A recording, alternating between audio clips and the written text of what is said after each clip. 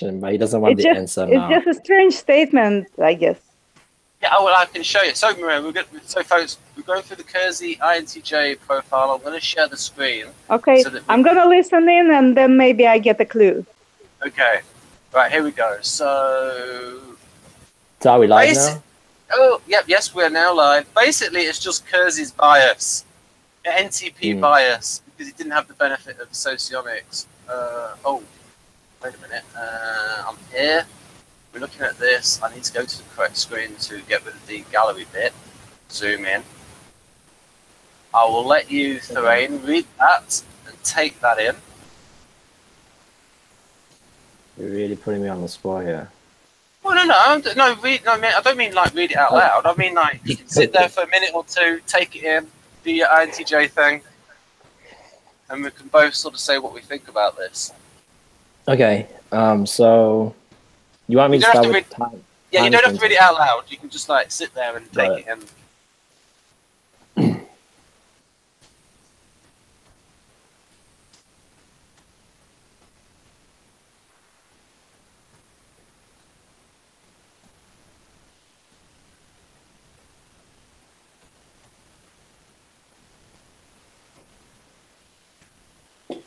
Events versus time.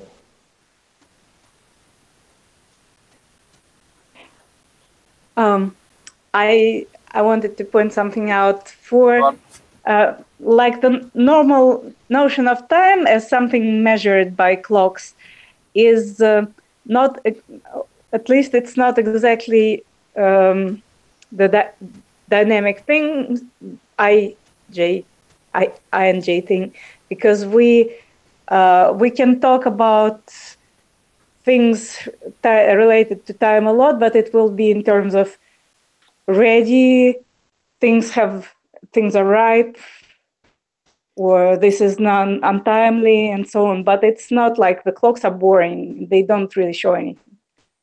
Yeah, because the focus of NFJs is going to be towards people. But calling this atemporal is really weird to me. Well, to me, I see it as NTP bias, where it's like where he's got this thing where it's like events possess time, all else is timeless. Where it's like if nothing changes, then from like the NTP point of view, his point of view, it's like the time is irrelevant. So I just wanted to throw in from your background.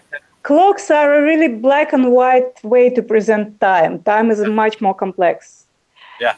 I remember somebody was writing about like how white people interacted with Indians or some other native peoples, and for the natives were never on the clock. But they would say like, we do it when time is right. So it's just a different notion of time. It's like the flow of things. Yeah, and that's what I'll sort of ask Thurein about that in a moment. Once I've gone on to the next page, I'll have an idea of what I think. What KEIRSEY's done is like it's a little bit of the INTP thing where he wants each temperament to have like a distinct view of things. Like he's outlined it there. Simple, yeah.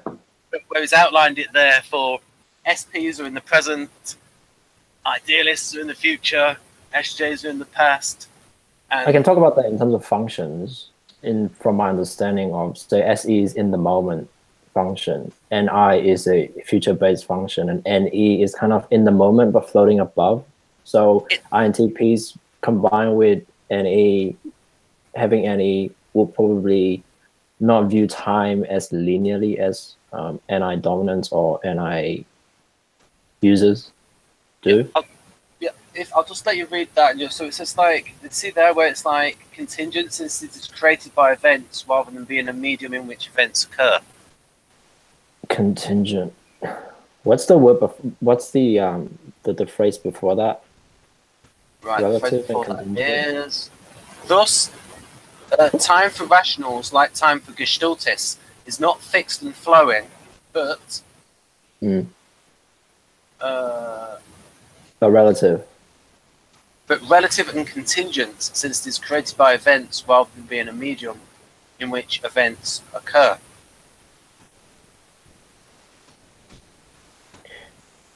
I agree with that partially. So relative in terms of, I have to think about this. Well, yeah. Well, I will be sort of interrupting here and there because I cannot quite follow all the educated talk. But definitely, what I know is definitely INTJs are aware of time because they're always trying to like beat the clock and to jam as many events into the given time as they can. I was just thinking, man, maybe this is more an example of how KEIRSEY thought of like the static, of trying to give examples of the static mindset. More of the, you know, where it's like, you know, that idea of events. Because when I read that, I did think, I mean, as I've written here at the side, very NTP, i.e. Alpha NT. So I was wondering, Thurein, with your background, with your Asian background, are there any kind of like philosophical things and teachings about time that this sort of like, that you've thought about in terms of like this kind of thing? What do you mean when you say Asian background? In terms of Buddhist say Buddhism or things like that. Because they would like, they might talk about time and people struggling too much. From what I understand, I'm not a Buddhist, so I don't. Well, I'm interested in studying Buddhism and other, being present, not suffering, things like that. So I think they focus on the now more. Yeah. And it's hard for me to say because I have so many things going on in my mind right now that I can talk about. So just to the comment of event, just to comment on what I think what he means by event, the way I see it as context, that's what keeps coming up for me when I read the profile. Yeah. Is I need context. When I say I need INTJs, from all the INTJs I've talked to so far, they need context. Yeah. So if you ask them a question and if they don't know what you're asking it for and what it is for, they can't generally give you just straight data dump. It has to be relative. It's like for me to answer your question, I need to know your why. It's like, why do you want to know? And I will adapt my answer based on the why, so that I can serve the best, so that I can help you the most in terms of what you're looking the answer for. I've just thought of something. Now it should be here. So that's context and event. So I arranged time. I don't know if that's because of my training in NLP and timeline, that I became more aware of it, or because it's natural to me. So I see time in a very linear way. So for example, I was just thinking about, say, for example, if you give me a piece of information, I need to know when it happened in the timeline of sequences. For example, your videos, right? Yeah. To watch one of your videos, I need to know when it happened and what came before that and what came after that, so that I can put it in context as to evaluate whether information is outdated already, or it needs to be updated with more information, so that I know how to, I guess, where to put it in my knowledge system. Because I don't want to be putting outdated information and make it as, oh, this is what I need to know now, and this is what's the latest. Right. The only thought process, the only way I've changed in my view on typology is I used to be like a hardliner compatibilist in terms of like MBTI ISTP is the same as Socionics ISTP. And now I've sort of like grudgingly come to the conclusion, yes, the sensory introverts are not exactly, equivalent between the systems, because I was sort of my reaction. It was my reaction against those people who wanted to rubbish KEIRSEY, rubbish MBTI, and say Socionics is this new thing on its own that's completely different. And I'm saying, no, that's not the right way to go. That's not the right way to bring new people in.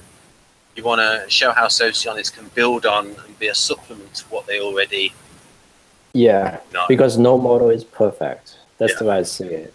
So if you're gonna,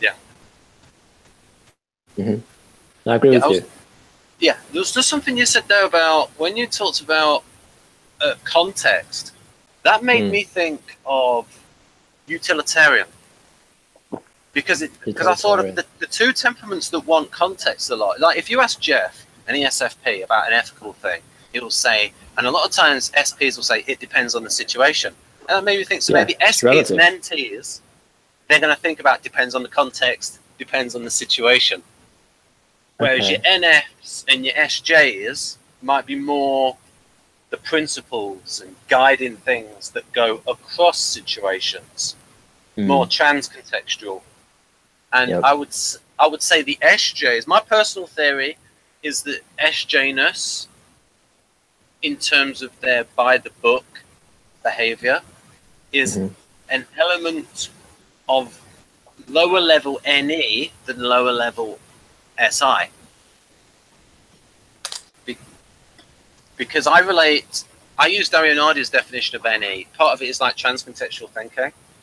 So the people with higher level NE, they're making generalizations all the while, and they're refining these generalizations, whereas the SJs love a generalization. And once they've learned one, they stick to it.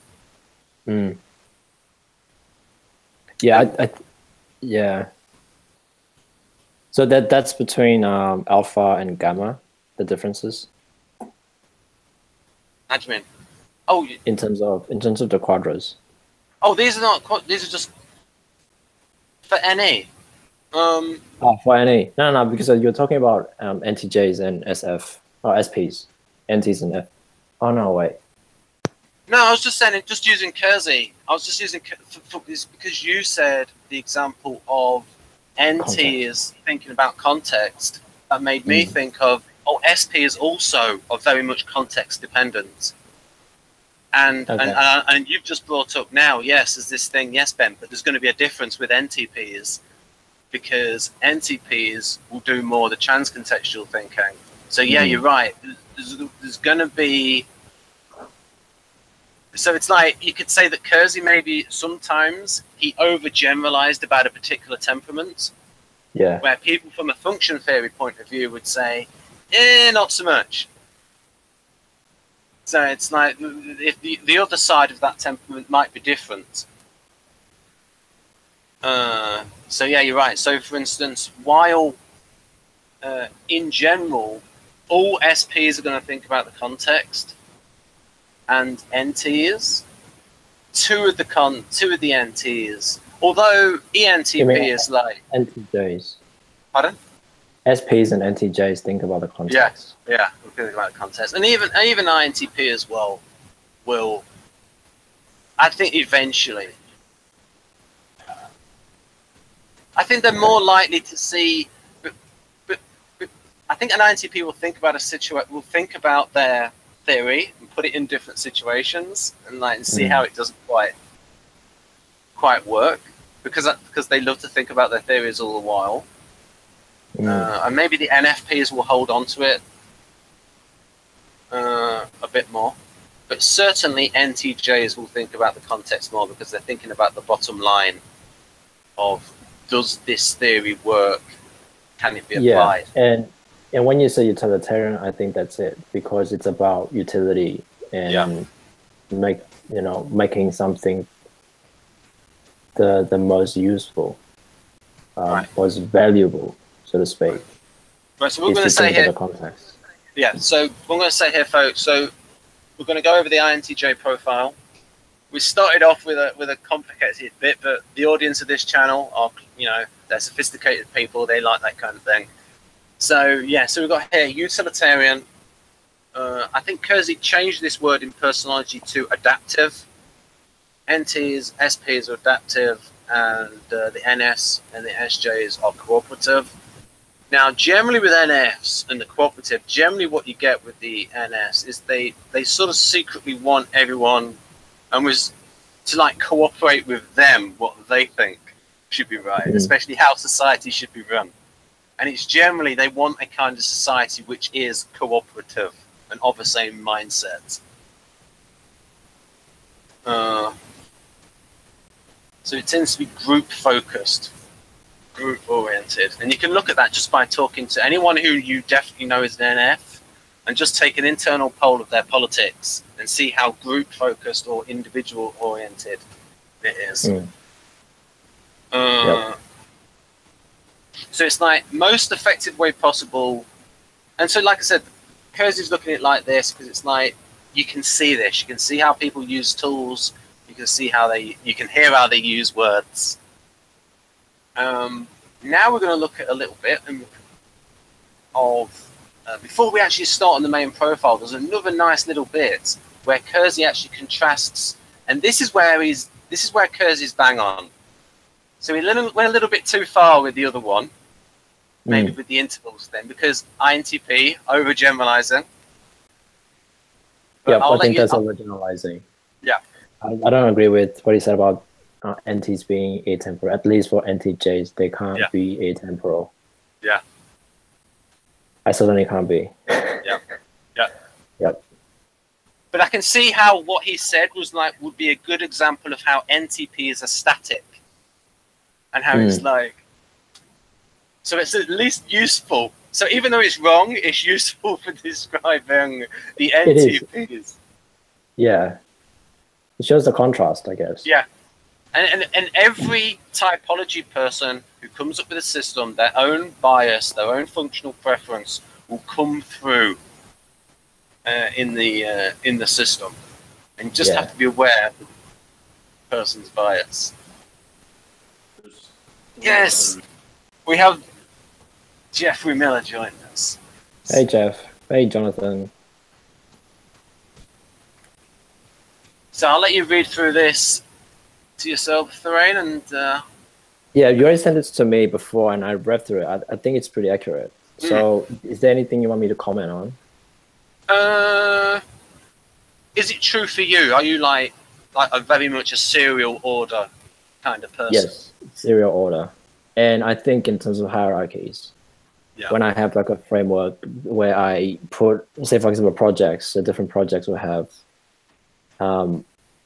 will go sequentially according to time. And there needs to be prerequisites before the next step can be taken. So things like that, I can easily break them down and put them in correct order and hierarchy. So, but in another part of the book, he said all NTs are atemporal, but then he's saying here that they're temporal. So it's like maybe a little bit of, so, you know, but I can forgive INTPs getting to this place because we do this with these generalizations. What I like about this example is that it gives concrete examples of what the NI with the TI will look like when the people with that in their top two will enact in the world, what it looks like in terms of their behavior as a concrete example of these two functions. Right. Any comments on that, Jonathan? No, sorry. That's okay. Mrs. Welcome to Jonathan Campbell, Enneagram buff. So, right then, here we go, and then we've got. By the way, just for context, I'm INTJ, the Myers-Briggs, and I'm a 5 wing 6 in the Enneagram, and 5 identify with 514. Tri-type, and SPSO, SX last for my subtype. Okay. What I could ask though, because we can bring in functions, because what the hell, we're not purists. Jonathan, you are somebody who identifies, someone with INFJ preferences, so theoretically you share the same lead function as Thurein. And I'm just wondering, when you look at something like this, how do you sort of relate that to yourself in terms of like, when you're reading that, you can think, oh, I can see how that fits an INTJ. And how does that fit with you, and like how does that get in the way of like your brake function, TE, and stuff? Like, I need to read it first. That was okay. There you go. I'll give you time. You don't need to wait for me to talk. You know. No, we don't mind because while the I'm audience. reading. You can talk while I'm reading. I don't mind the audience. Less. Look. I mind. There's more pressure on me if I. Oh, okay. I got you. I understand. Yeah, we'll come back to you, Jonathan. Okay. This is like a study group, so we don't mind having quiet periods. Cause... Well, I do because it's inefficient. Oh, ooh, yes. Exactly, it's inefficient. Yeah. I'm just joking. It's all good. Okay. Yeah. What I would.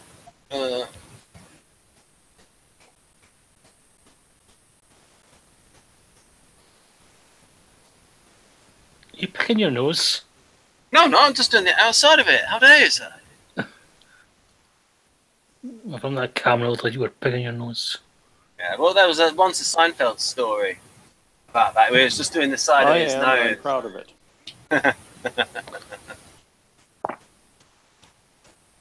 So, Ben, you don't do before, after,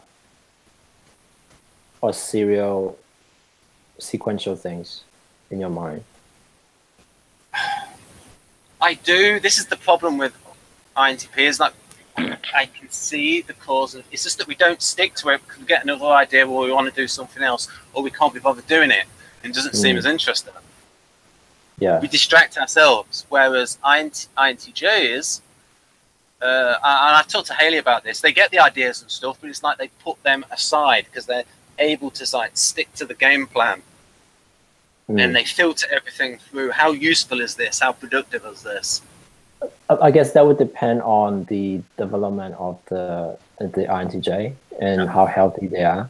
So people with, I think, less developed TE because they haven't practiced extroverting that much would have problem with a lot of distraction and ideas and looping and IFI generally. Right. Yeah. So people with, I think, more developed TE and have better self-esteem and health would generally be able to close the loop first and have the, I guess, discipline to follow through and close the loops before starting another project. So Jonathan, I think I can frame my question better now. It's like, so you can see how here the INTJs, it's like, so would it be for you that it's like you can see what the order should be, but you've not like got the energy to like do it? Is that what it's? I suppose that's a good way of putting things, yes. Well, with me, TE break is more like when I was at university studying history, I had trouble with history essays. You have to do a whole lot of references, so you have to show that you've been reading stuff. You have to every time you're quoting, you have to have lots of quotes and references, and you have to write them down, go through the bibliography and stuff, and that was really tedious for me. And also, before that, I used to be in a forum, and I would get into these arguments, and people would dismiss my arguments if I did not back it up with evidence, no matter how logically obvious or intuitively obvious I thought my argument was. They would say, no, you need evidence, you need to show where you got this and all that. So I had to get good at that in order to be taken seriously. And it was really annoying to have to back up stuff with evidence. Stupid fucking evidence.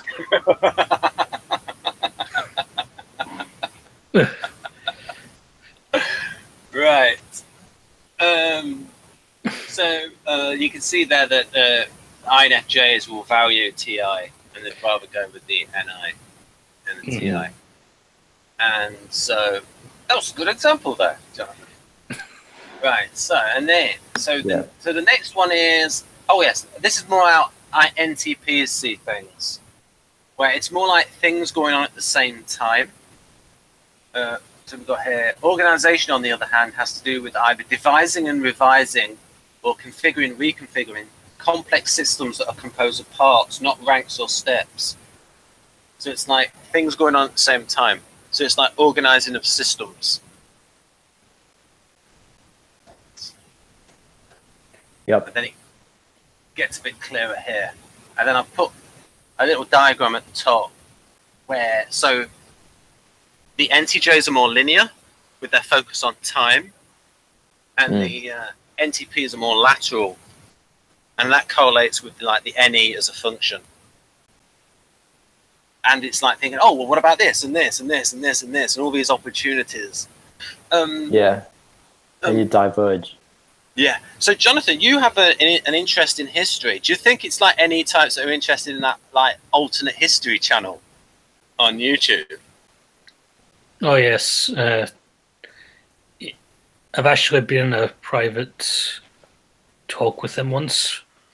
The guy does that channel. I never, or twice actually. I never said anything at the time, but he did seem like an NTP in that channel, and there was actually another guy who was chatting with him a lot, basically doing all the talking, who was an ENTP, and he even said, I remember him saying that he was surprised how much he and the other guy had in common. Like some of the questions that the alternate history guy was asking were the ones that the ENTP would have asked in his own words. So yeah.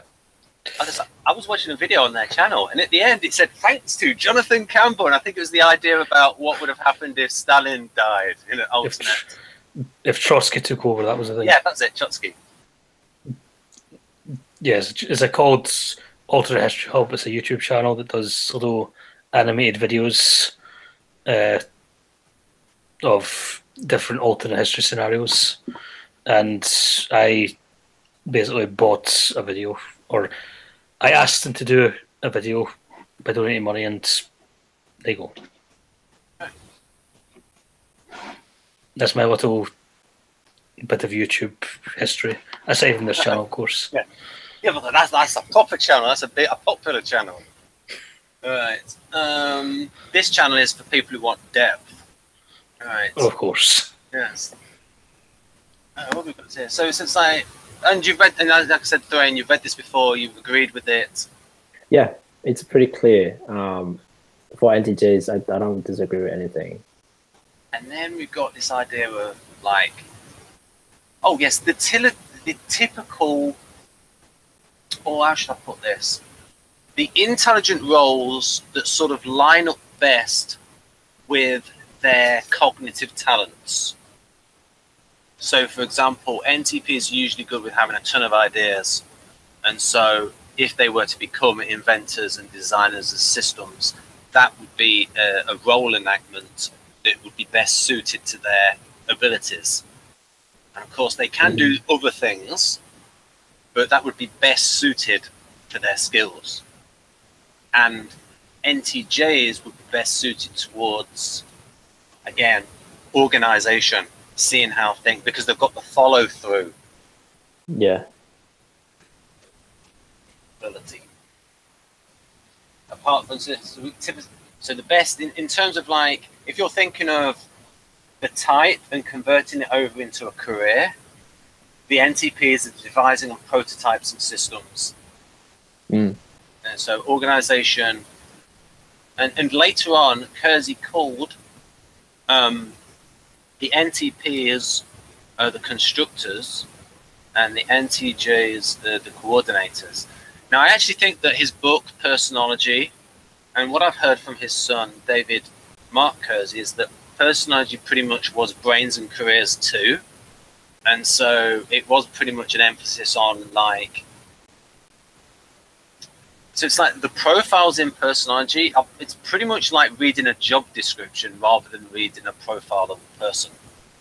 So for instance, the personology, and I think I sent it to you, Thurein, like the personology INTJ description of strategic arranger, it reads like a job description. It doesn't mention anything about the private life of the INTJ. But fortunately, the Please Understand Me Too profile does go over to that. Yep. Strategic arranger. And I think I asked son about why he did it like that is because I think his father wanted to get more and more empirical, cut out the stuff about, you know, the home life. But it was all accurate though, and it all matched up with socionics about the INTJ being the closet romantic, things like that, and wanting a mate who would stand up to their personality. So it's like them being suggested for the extroverted sensor. Little things like that. Yeah, well, I can comment on that. Yeah, when we get to it. So, slide number 3. So I'll let you have a read of that and have your thoughts come through. Okay, so I've read it. So I've made my own. Oh, go on. So I've read the. Okay, do you want to give the audience a chance to read, or I can just comment on the points that I see relevant? Well, what they can do is they can pause it and read it. So we might as well. Right. So if you go on your points on this first paragraph. Okay, so the first paragraph, contingency planning, yes, and I like the way that he used entailment management. So the contingency plan has if then, so that's like these you know, forks, the different breaks that happens along the way of, if this happens, then what needs to be in place, or if else this happens, then what needs to be in place, and things like that. So I think INTJs are very good at that with the NI and TE combined. And so it's also like it's also like they're looking for things to go wrong. So they kind of think in the worst case scenarios. Yeah. Like if the worst were to happen, what needs to be in place? Like, can we handle the worst? So yeah, in terms of, yeah, which is why they probably call the pessimist, because of that. Yeah. Yeah, it's not because they're pessimistic, but it's just because they want to handle the worst case scenarios. Then they need to know that the system has to be able to handle that, whatever that they're building. So I think that's part of TE, which is about testing, which is about pass fail. So yeah, I think when I was a kid, I used to get into trouble for breaking things apart and trying to understand how the inner workings. But I couldn't, like, whatever that I broke open, I couldn't put it back together. It's being a kid, right? But I just want to test.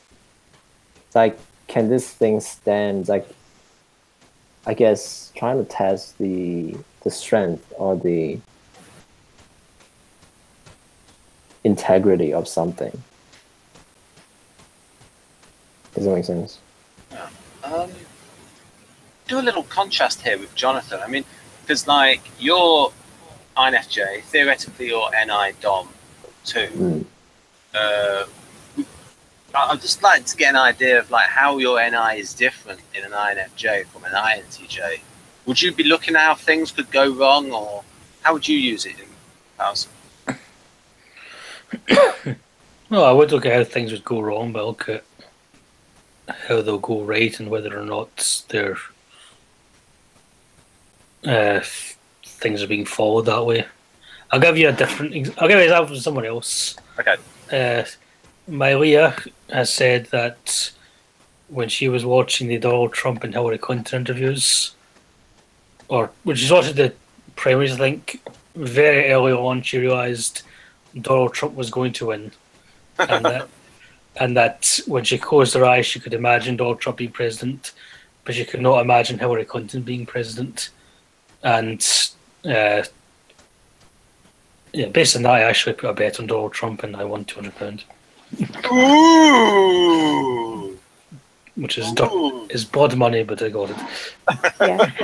Ben was right to not ask me because my NI is not very good, and especially the negative one. I really suck at seeing negative opportunities. Oh.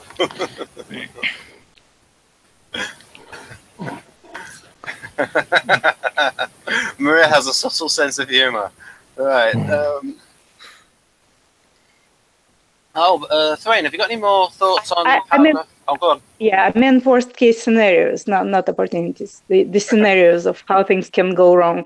And I stumbled over it a lot of times, especially when working in a lab. Well, I mean, theoretically, in Socionica, in SHS, the Victor School of Socionics, INFJ is positive. They focus on positive, how things can positively develop, positivist type. I mean, I could do both.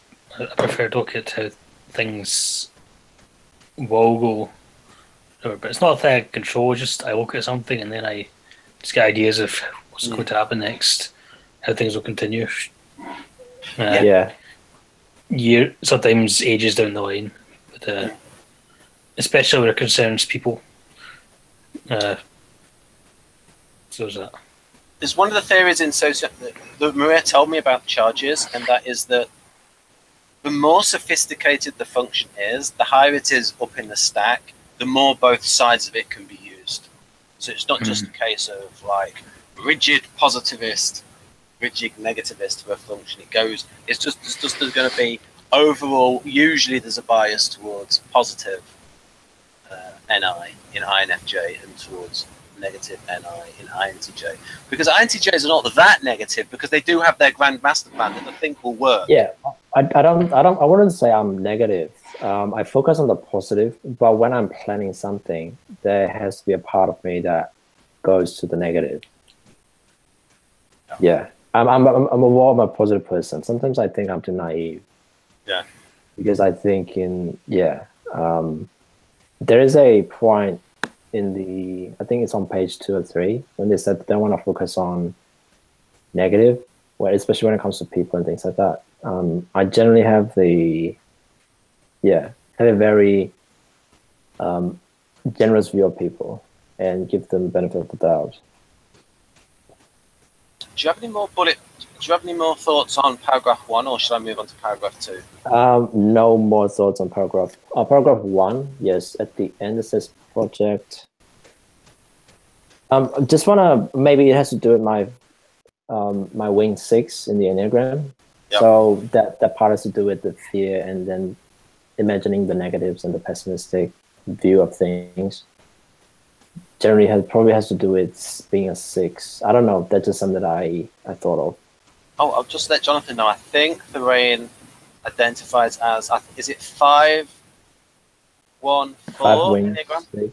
5-1-4 tri-type, yes. Ben, he just said what his tri-type was like 15 minutes ago. Oh, sorry. I did. Yeah. Oh dear. Okay. Yeah, so I do have a lot of ones, a lot of professionalism, high standard. I don't know if that's, that makes the INTJ more INTJ. Having a 1. It would make it a bit more ISTJ, I would think.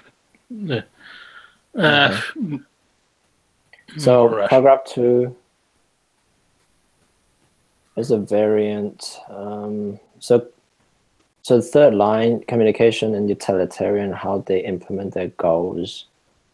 I'll say yes, utilitarian. I'm not much into science, but preoccupied with technology, yes. And work well with systems, yes. So I'm very much, so I follow Elon Musk, latest technologies and things like that in terms of the future and what can make the future better. So the latest breakthroughs in medical technologies that will extend the lives. So longevity and life extension, things like that I'm very interested in. I'm very much interested in healing in terms of making the human body more, it's like giving better quality of life. So it has to do with performance and quality of life. I guess that's what I'm very interested in. Right, now we've got the bit where they're talking about... Oh yeah, so go on. No, just want to continue with pragmatic, skeptical, relativistic, focus on spatial intersections. What does he mean by spatial intersections and intervals of time? I think they're all accurate. I think it was that bit that we looked at before, right at the beginning of the hangout. So it had some use, folks, looking at that bit about KEIRSEY's belief. He sort of overgeneralized from his NTP point of view that time is of events rather than as a thing that exists itself. So it's his static bias. Spatial intersection in terms of context and events that happens. Yeah. Right. Yeah, that makes sense. Because it's like, so I mean, from KEIRSEY's static point of view, if nothing happens, then time is irrelevant. Yeah. Time is very relevant. So they base their self-image on being ingenious, autonomous, and resolute. Very much so.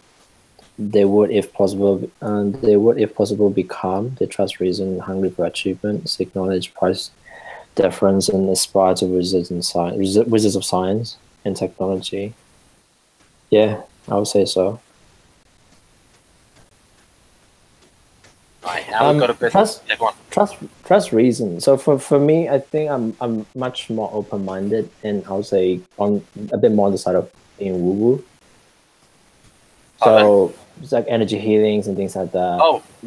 That I don't know the reasons for, but I'm very much open-minded to it because they have like evidence to back that up that they work. Does that make sense? That's interesting. That's like what you said there. That was like, that's where INTJs can go a bit NI. That's when they started to talk about, and it's like it sounds a bit mystical, but there's evidence that it works. So I'm constantly bringing evidence I'm constantly reconciling between what's very woo-woo and looking for evidence in the way that they can work. For example, chakra systems, astrology, what else? Energy healing, Akashic records type of things. They're very much interested in and study quite a bit in those areas as well. So it's like something that might, from a TI point of view, might seem illogical, but it works. And but it works. You maybe have a faith that maybe there's something behind this. Maybe you have like an NI instinct of there might be something here. Like shamanism. So yeah, it's that I don't want to reject them just because I don't know how they work. So I'm very much open to researching and connecting different models and like thinking systems or whatever, and finding the overlapping point to say, okay, it's like, where do I see how they can work together?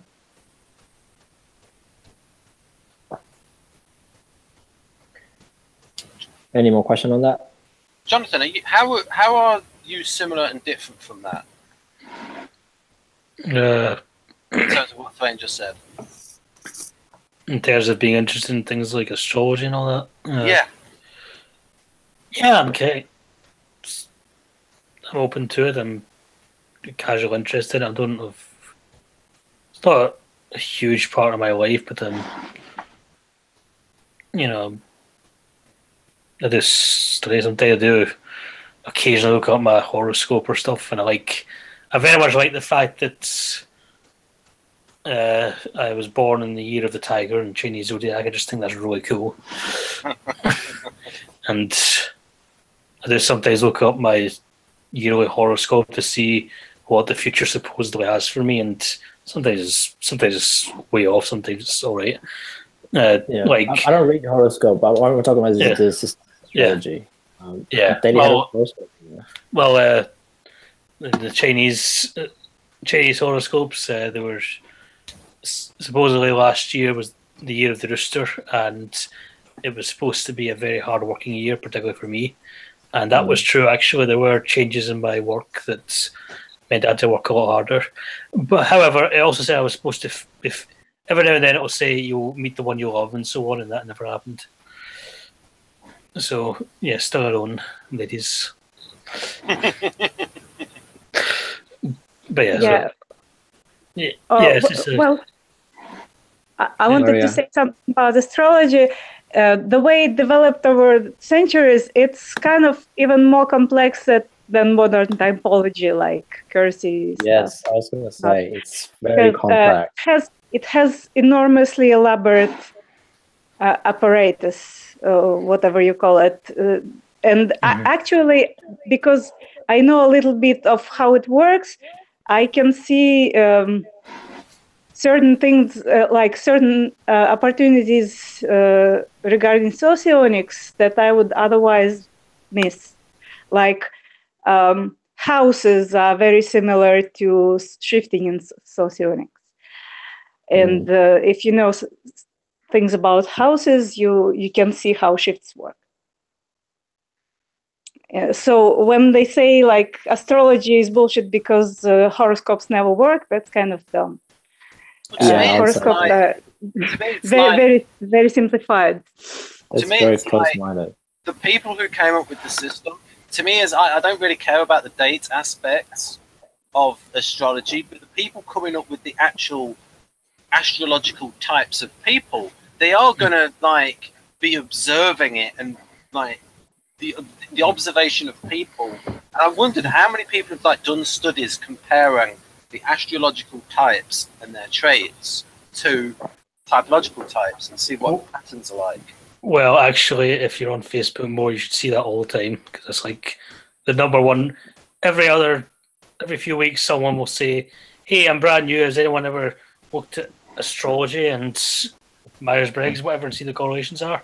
And the answer is always no. There's always some differences, but there are some strange things. Like I'm a Virgo, and Virgo is quite one-ish, and I'm a one.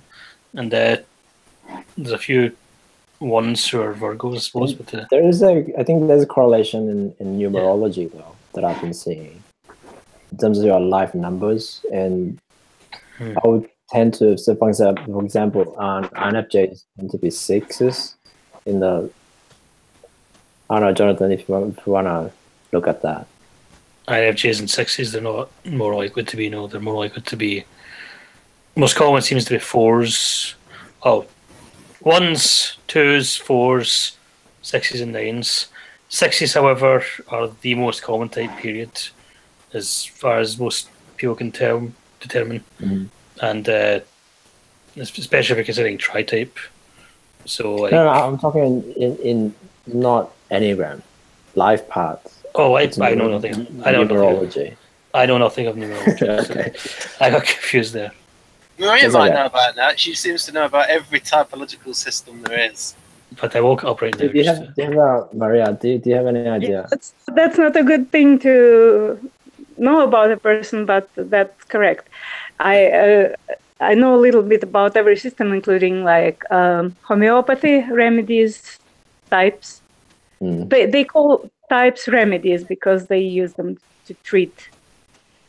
But it's and I actually read a diploma work, like a master's thesis, by a psychologist who was comparing the DSM or scale with homeopathy remedies system with like ancient Christian passions and whatnot. So it was like 3 or 4 different systems side by side, and it really made sense.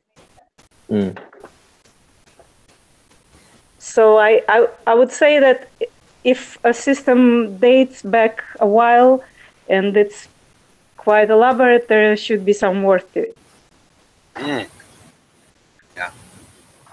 Nice. Thanks for sharing that. Yeah, because it's easier to like copy reality than it is to create like personalities that have no relevance to reality at all. It's easier just to copy reality and views, and the people who are doing it, some of them are probably really going to believe in it, and like they've not got much else to do it with thousands of years ago, so they might as well. Yeah, I would say that like power sensing dominants, they usually like develop a typology over lifetime because they see a lot of people and they kind of develop some way of breaking them into ranking different kinds of people who have to be dealt with accordingly. So if a person can develop a typology over time, over lifetime, why not? I mean, it's so interesting. And it may be the NF thing. Yeah, and also, like, I mean, at a basic level, they would rank people according to their power status. Not necessarily. I was friends with ESTP, and he would break people apart very much along the MBTI scale, like ISTPs with ISTPs and so on. Okay. Well, I did say at a basic level, the basic kind of the ESTPs. Like, from what I remember when I was at school, that like it was like they would judge people on their like power level, and of course, as the more sophisticated ones are going to go beyond that stereotype. Right. Okay. All right. Can we keep going? Yep. Now I can talk a little bit of theory here. A little bit of KEIRSEY's theory that came in. This is a little bit like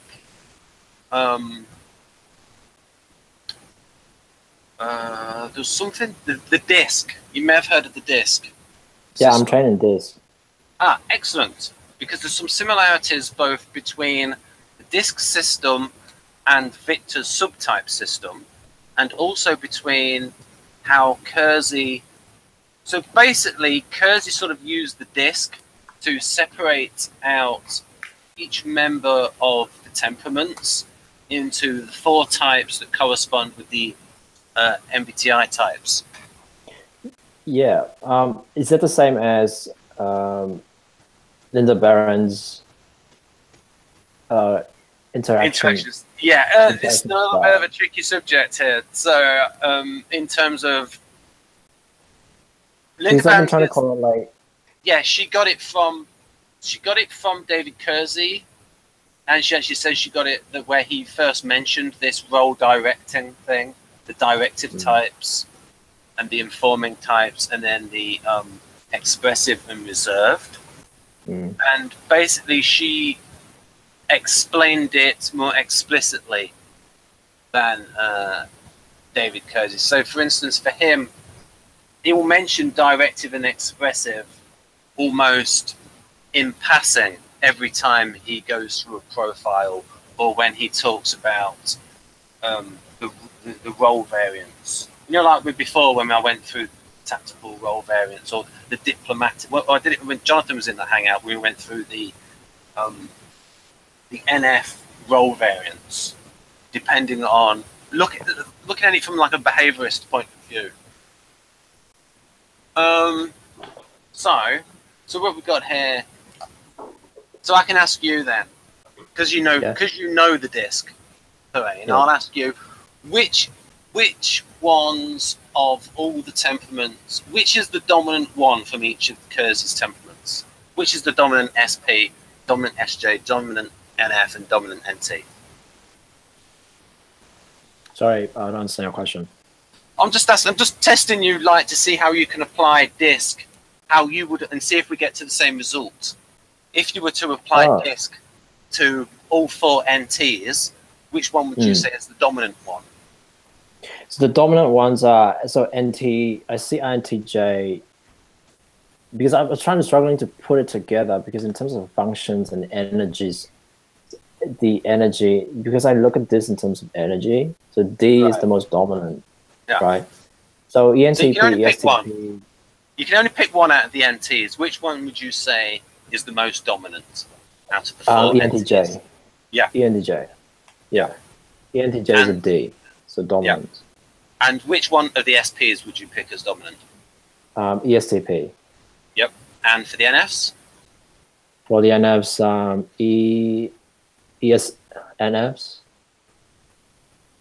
NFs. I'd say ENFJ. Yep. And for the SJs, who would you pick as dominant? SJ, definitely ESTJ. Yeah, right. There you go. And that's what KEIRSEY picked. And and in personology, he called those types initiators. And Linda Barron's called those in charge. And all of those types are extroverted or expressive in KEIRSEY's system, and directive. So when they tend to interact with people, it's like, instead of like asking someone to do something, it's like do directive rather than inform them. Now, there's another, what Linda Barron's called chart the course, and David KEIRSEY called contending, was those who were reserved, introverted, but directive. And I'm not quite sure what this lines up to in DISC, but which one do you think is reserved and directive out of the NTs? INTJ, definitely. Yep. And for the other temperaments? The other temperaments, ISTJ definitely is a yeah. And then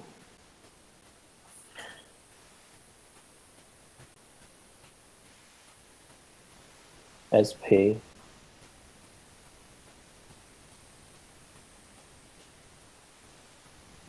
The chart, the course that will have, they'll probably have NI.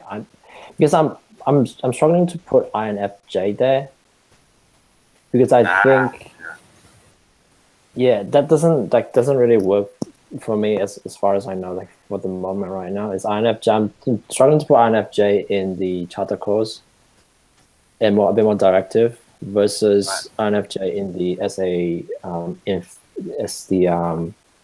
influence I. Well, the idea is that they're more directive in a benign way. So if you think of like, because KEIRSEY would call the NFJ the mentors, so they are guiding people, and the NFP is the mediators, sort of bringing alienates back together. Okay. So the directive in a subtle way, the INFJs. There will be, charter course. Yeah. And then, of course, ISTP would be reserved, introverted, and directive. So you can see it sort of lines up there. Yep. And so you've got here, so INTJ, in the way they interact with people, reserved and directive. And you end up with 4 types that are pretty much similar to the MBTI types, using those things. And then he's saying here, if someone is directive and schedule oriented,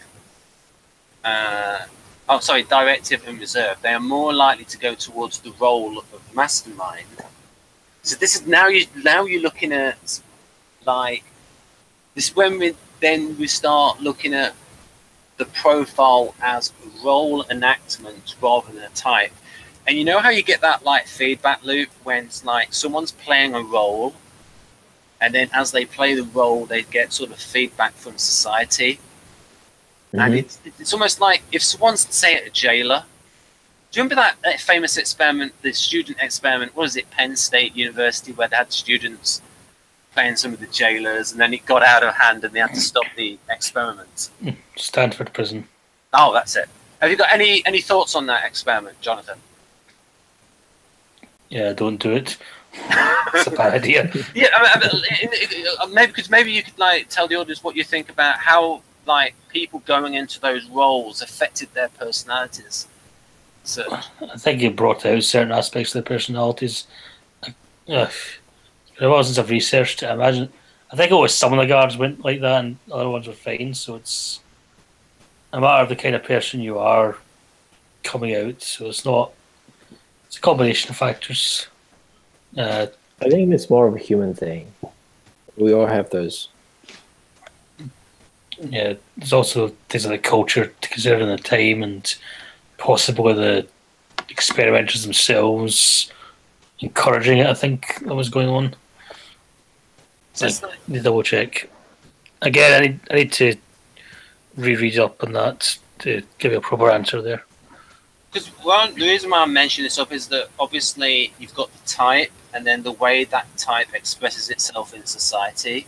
If they're sort of fulfilling a social role that enables sort of like it's like the social expression of their type as a role in society, and then the feedback on that can affect how the type is expressed. Another way of putting it is, if you have a type, say you got an ISTJ female who has a role enactment of carer, which is more consistent with ISFJ, there's going to be a feedback on her role, on her personality, and then you get a blend between the actual person and their role enactment and experience, and you get that feedback loop. Because and this goes back to the problem of nature versus nurture and how to separate the two out. Well, it becomes a blend. Yeah.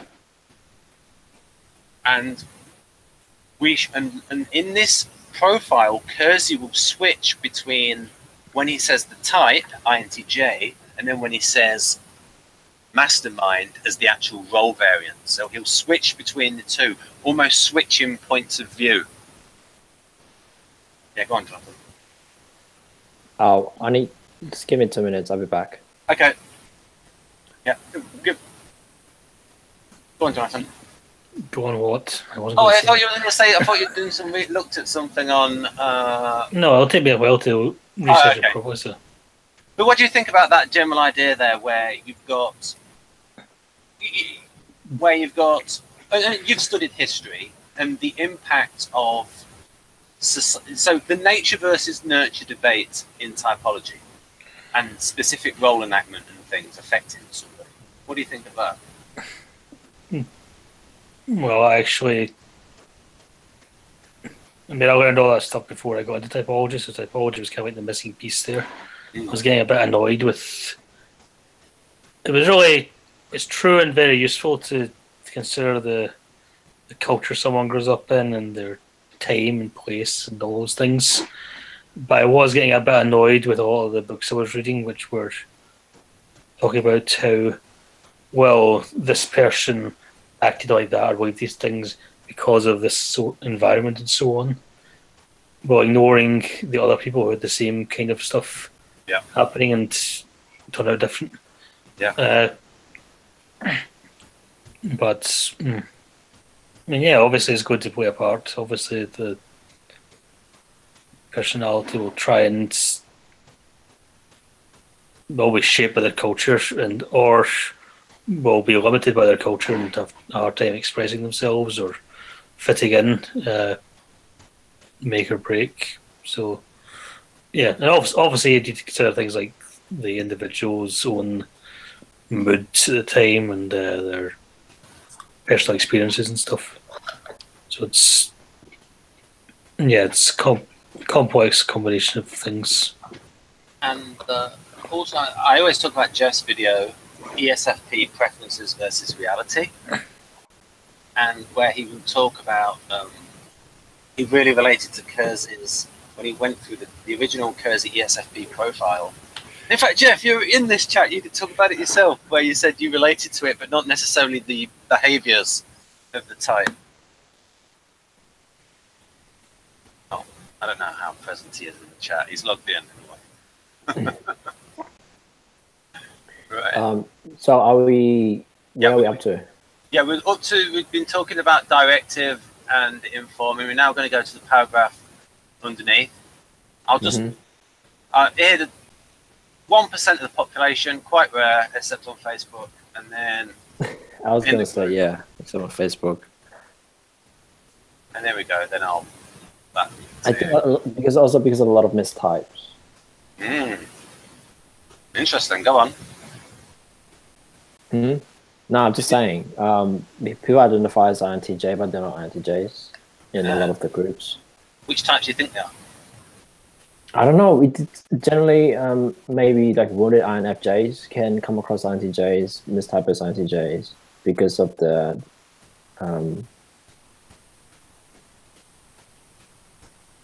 I can relate because I was mistyped as INTJ. Well, there you go. You're an INFJ, right, Maria? Yes. Yeah, and also probably ISTPs. Or yes. ISTPs can mistype as INTJs. I think especially harmonizing ISTP can get mistyped for INTJ or INFJ. Yeah, because they also relate to the difference that they feel, like they don't fit in anyway. There's a lot of NIs too. So yeah, keep going. Yeah. So, have you written any thoughts down for paragraph number 3? Paragraph number 3. Yeah, the first part was just saying they're only 1% of the population. Yep. And the second part is, yes, so not at all eager to take command, preferring to stay in the background until others demonstrate their inability to lead. Yes, very much so. So,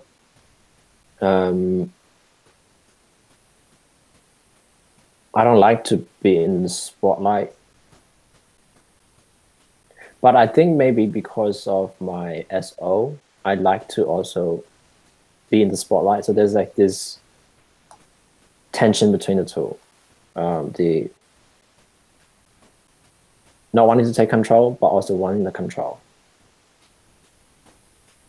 They're not the same, but yeah. In terms of leadership, I think if I am to take command, I need to be independent. I don't want to, it's like if you're gonna ask me to take command and be the leader, I need to have control of everything in terms of, otherwise it's very inefficient for me to constantly need to check in with you as to what I'm allowed to do and not allowed to do. So that's something that's coming up for me, is the need for, not necessarily for the control so that I feel powerful, that kind of control, but control so that I can be most efficient and effective. Yeah. Because it's a waste of time, me having to continually, ask for permission from the next level up. Yeah. You don't want to be in endless meetings, do you? Yeah, no. Yeah, it's a fucking drain of energy. So I'll be in charge and get me done. Maybe have a meeting after 6 months and see how well I've affected change. That sort of thing. Yeah. So once in charge, however, they are thoroughgoing and pragmatists, seeing reality as nothing more than a chessboard for working on and refining their strategies. I don't really identify with the chessboard thing that are in a lot of descriptions of INTJs that see the life as a game and as a chessboard. I don't identify with that at all. Maybe because I don't play chess. I don't know. Jonathan, do you see it differently? I mean, do you see other INTJs like that, or are you a little bit like that, or do you think INFJ in some different way? Yeah, I think some INTJs see a chessboard, others not at all. So really, it's more of a depend thing. Maybe it's an Enneagram thing or something. Oh, by the way, I do play chess. So I play chess and I don't see it as a chessboard either. So it's I did not know that about you, Jonathan. How good are you? Not very. I do have an uncle who was, I think it was the chess champion of Scotland, or about to be. Ooh. I'm fairly sure he's an INTP.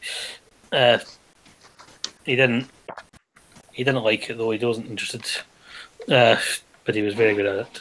It was my dad that taught me though, not my uncle. So yeah, I'm okay. I'm average at chess, I'd say. Now you know. I'm sorry for interrupting, but I was going to say that what they probably mean is INTJ are dialectic cognitive styles. So they think in terms like, I'm going to do this, and then they're going to do that or say that, and then I'm going to say that or do that, and then they're going to respond like this. So they kind of go in dialogues. And I've seen it with all the types which are the same cognitive style, like ISFJ and the ESTJ and ENFJ as well.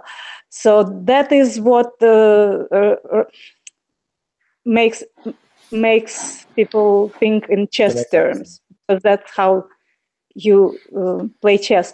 But in fact, INTJ might probably find chess boring because it's like a predefined set of steps. And that's exactly what my husband said when I asked him why he stopped playing chess. He said it's just memory. Every game is pretty much played out long time before, and you have to be a grossmeister to change just about anything. Also, INTJs might start thinking about how much money is involved in being good at this thing. There's actually quite a bit of money in chess if you're really good. Hundreds of thousands of pounds, dollar prizes. You're really, really good. Yeah, the best players in the world seem to be NTs. I can tell. There are YouTube channels about this, so you can follow them. So yeah, Maria, thanks for mentioning that. I would say so. Yeah, because of the dialectical nature of I think the way that they think. Like I said at the start, there's an if then. If this, then I have to do this, and if this is the case, then this. So predefining scenarios in their head and coming up with strategies to counteract whatever that they're gonna face is very much, I think, INTJ.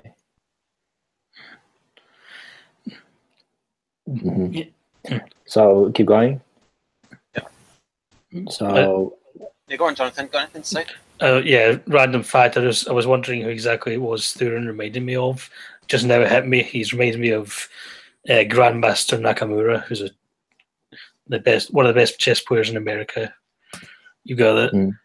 He's also Asian, but you do actually have the same appearances and the same look. So he might. I always thought he was either ENTJ or INTJ. So yeah, random fact. Right. Now you know. Thanks for mentioning that. Yeah, another reference to Irrelevant. No, it's very relevant. I was going to say Josh Weiskin, who is, I think he's an INTJ. He wrote a book called The Art of Learning? I think so. Yeah, it's someone to check out. So I think he would be a very developed INTJ. He's very much into, I think, learning jiu-jitsu and becoming a master in that sense. So developing his power SE. Joshua Weiskin, W-A-I. Yeah. Yeah, I think he used to play chess. Right. Yep. Right. So I'll keep going. So when planning, the mastermind is completely open-minded and will entertain any idea holding promise to utility. Open-minded, yes. So the next paragraph, to the INTJ, order is never arbitrary, set in concrete, but can be improved. Very much so. Authority based on degrees, credential, title, celebrity does not impress them, no slogans or catchwords. Yes, agree with that. But I have to say, for me, I think I value hierarchy in terms of giving people the. I think probably has to do with my SO in the Enneagram subtype. 5 SO. I care very much about where someone is in terms of what they know and the connections that they have. Is that your own hierarchy, though? Your own personal hierarchy? It's probably my personal hierarchy, yeah.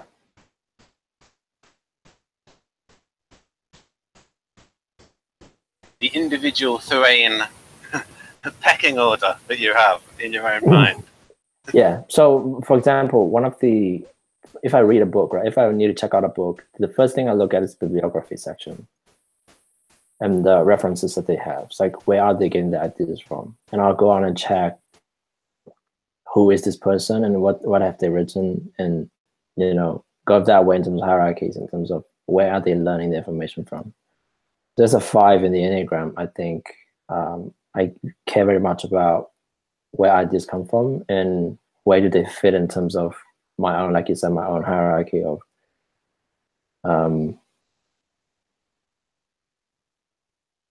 like intellectual order. Does that make sense? Yep, that's very TE. And I highlighted that bit in orange there. They will adopt ideas only if they're useful, which is to say that they work efficiently towards accomplishing well-defined goals. As to those people that thought that this profile was like LII in socionics, I was going, no, don't be crazy. This is ILI. This is definitely NITE. It's like, read things more carefully. Yeah. Yeah, I would say yes. It's adopt ideas only if they're useful. I would say yes. I can be very dismissive if I don't think an idea is useful or very or thoroughly thought through. I'm open-minded in a way that I will still give the idea like a space in my mental cabinet to say, okay, it's not useful for now, but maybe I'm not seeing the connection where it could be useful. So I'll just put it in the back burner. I won't dismiss most ideas straight away. But for what's most useful and what I'll implement, I'll probably just pick the ones that are most useful. So yes.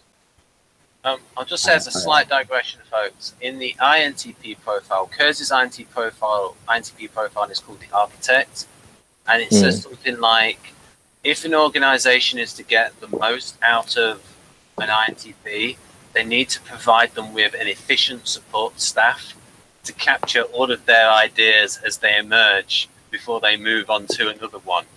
And I'm thinking, I'm looking at that, and it's like, it's obvious that the Architect is the LII, logical intuitive introvert, not the ILI.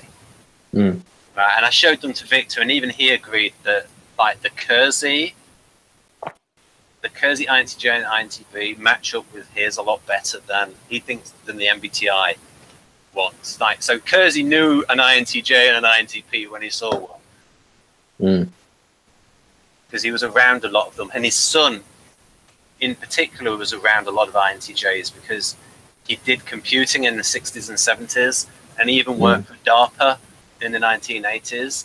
And I'm not asking him about that because, you know, I don't want to get investigated. So it's secret work.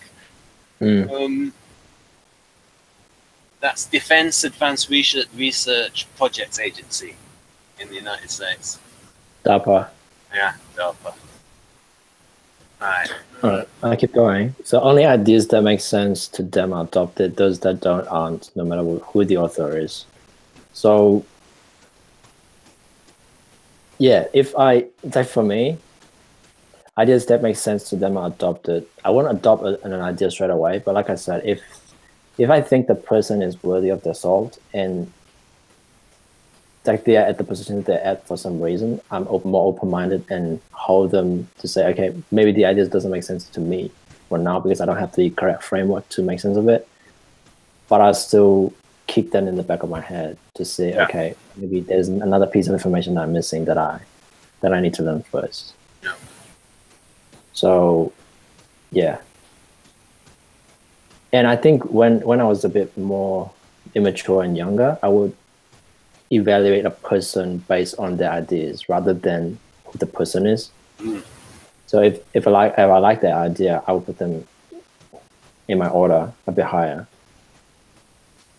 So now I'm more, I think I've worked through a lot of issues around my own judgments around other people's idea and who the person is. So I'm more favoring valuing the person instead of just the ideas.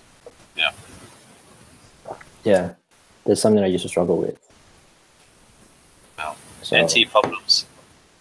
NT problems, yeah. I'm more becoming more NF. Yeah.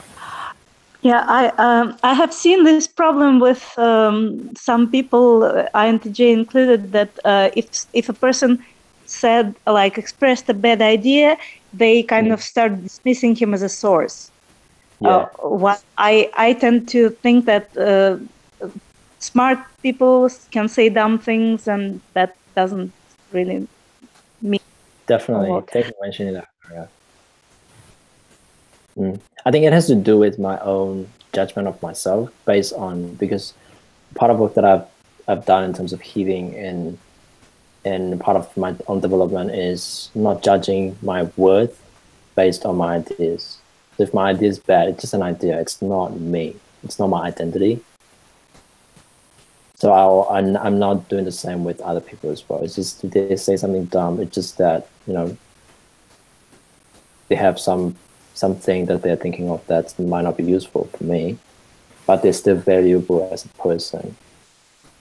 Yeah, and even if you want to be NT about it, because I think the actual quote is from Einstein: "Don't judge a fish by its ability to climb a tree." Yeah, I think is it more in reference to the education system, how we are training people based on. It's like valuing people based on what their strengths are. Yeah, that's what KEIRSEY was very good for. Like, if the American education system really was based on KEIRSEY's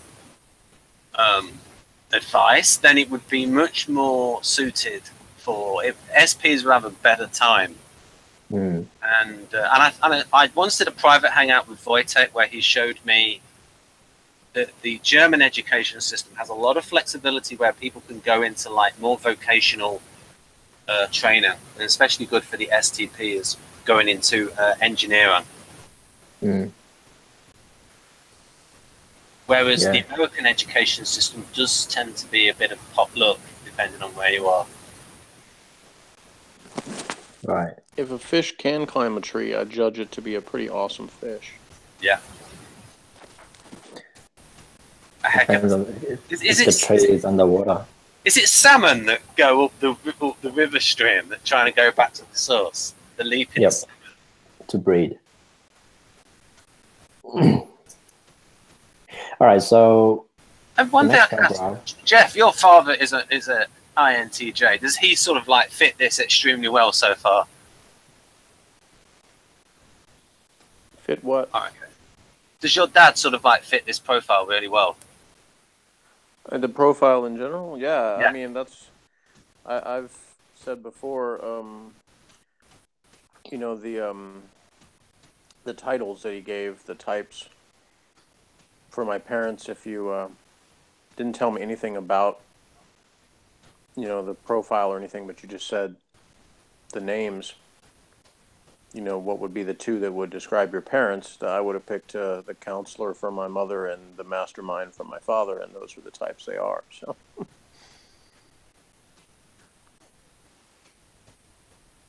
Oh yeah, even in things like, you give the example, Jeff, of even in his hobbies, he wanted to be the mastermind. Yeah, well, even the game Mastermind was one of his favorite games. So. There you go.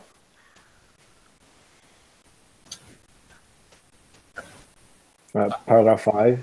Yep. Tend to be much more self-confident than other rational, having usually developed a very strong will. I have a question about will. What does he mean by will?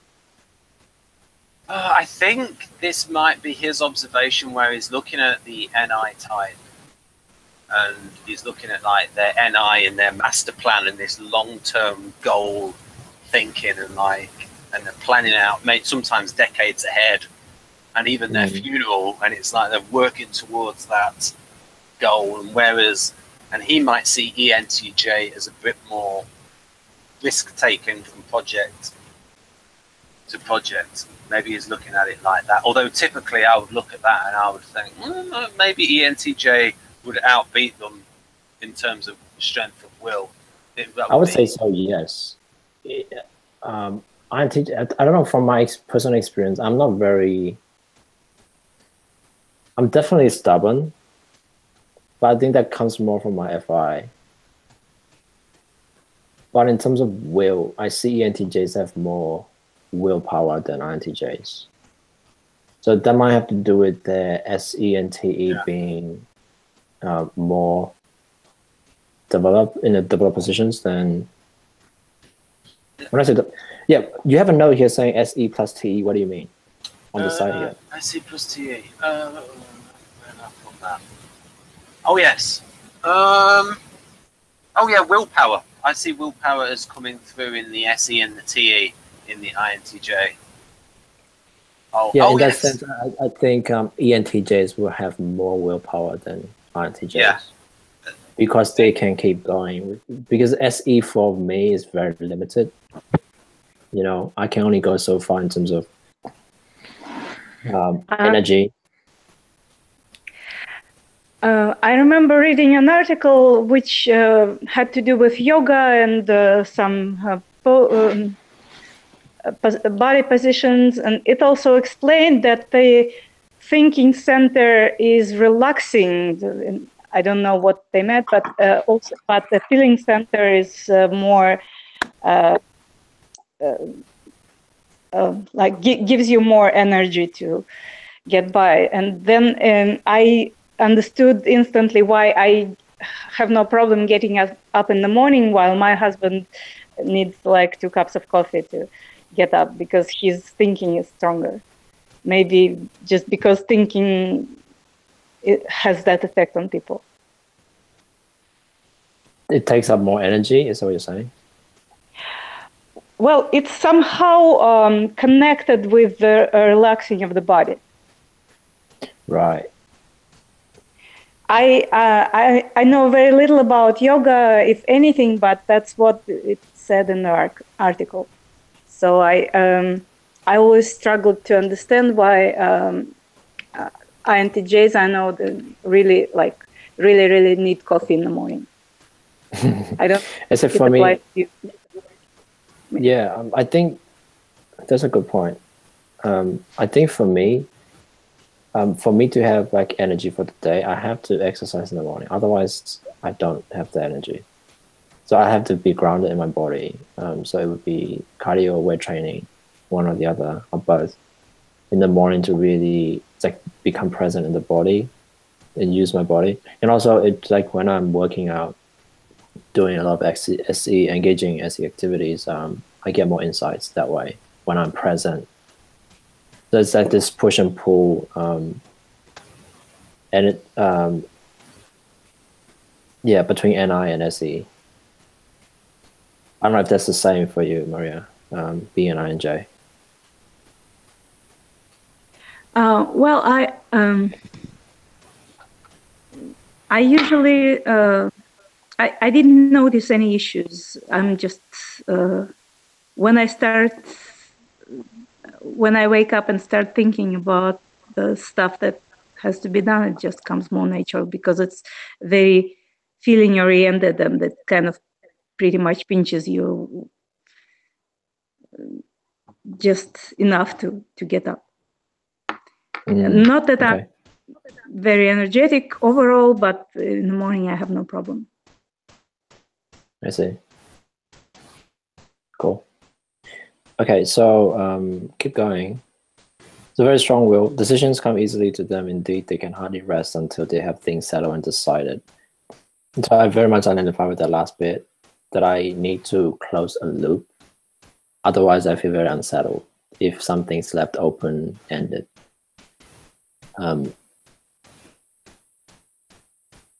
Especially when it comes to more immediate things. It's like if I need to know what my schedule is the next 2 days. If something's undecided, someone hasn't got back to me regarding the time, I can feel a bit anxious. Right, and that's one of the differences that people will first notice between MBTI, KEIRSEY, and socionics is the difference when it comes to introverts in judging and perceiving. And you can see there that MBTI and KEIRSEY will look alike. And it's easier to see JP in external behavior. Like when it said there, like, but it's like internally with the NI, the perceiving is sort of there, and they're sort of dynamic, and they want their affairs organized. They want the world around them organized so they can feel at peace. Is that sort of like the motivation for you, Thurein? What's the motivation for me? To be at peace if the world around you is organized. Yeah, it's just that, to not have interruptions, so that I can, I think it's because of the perceiving is my dominant process, and So for NISI, so people who have perceiving functions, they like to organize the outer world, which is a J. So IJs. I think this is a compensation. So it's like, I once read these. Now, Jeff's been to the website of the guy called Personality Junkie, and Jeff thinks his articles for sensing types aren't much, but his articles for intuitive types seems to be pretty good. And I've read his ones where he's talked about, and it's something like Judging and Perceiving Revisited, and he talks about like an INTP as an inner judger, but an external perceiver. And like when I do like the MBTI like tests and test that, it's like internally I'm organized and I like do the to-do lists, but in terms of execution and doing it, I'm not organized externally, but internally I'm organized. So like, the fear is to be organized in things and my thoughts, but not actions. Definitely. Yeah, I think that's the basics. That's essentially what it is for being a J and P dichotomy. Is the J wants to organize the outer world so that they can be P in the internally. Whereas P is organized internally so that they can be P in the outer world. What I like about the way MBTI looks at questions, though, is because they focus on the outer behavior, it's harder for someone to lie to themselves on the test because it's about what they do and their actions. Whereas if they concentrate on someone's thought process of J and P, then it'd be easier for someone to lie to themselves. Yeah. Okay. By the way, that Personality Junkie, I think, is written by an INFJ, Susan Storm. Yeah. Okay, so there's context for you. I thought it might be INTP. I thought it was. Are you talking about Personality Junkie or? Yeah, Personality Junkie. Yeah. AJ Drant. Yeah, AJ Drant. Yes, like he's an INTP. Yeah. And his co-writer, there's like another one, Michelle or someone. I don't know. He's an INFJ. And also there's also another website, Personality. Could bring in Jeff to write the articles for sensing types.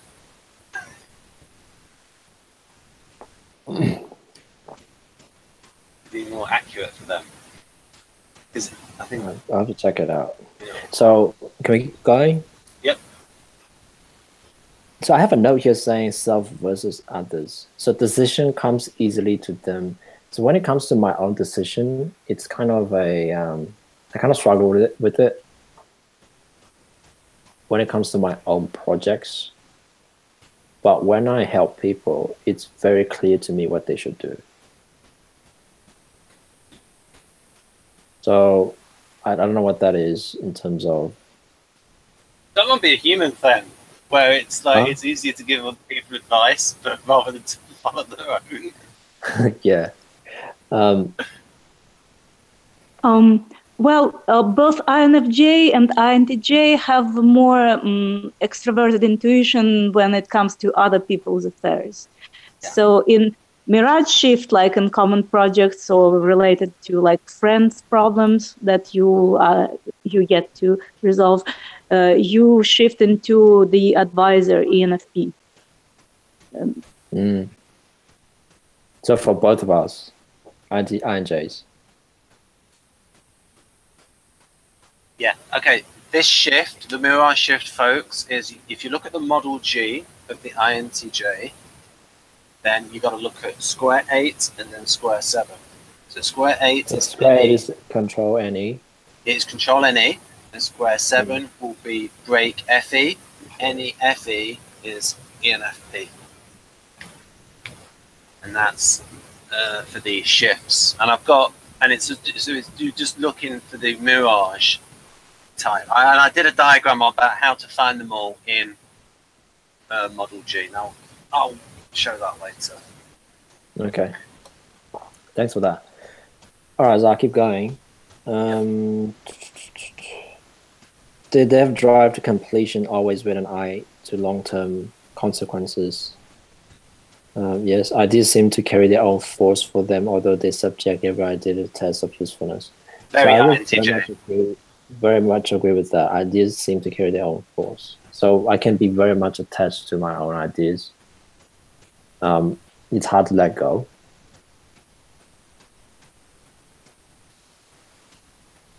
Mm. And I think that next bit, where I put there, difficulties are highly stimulating to INTJs who don't respond to a problem.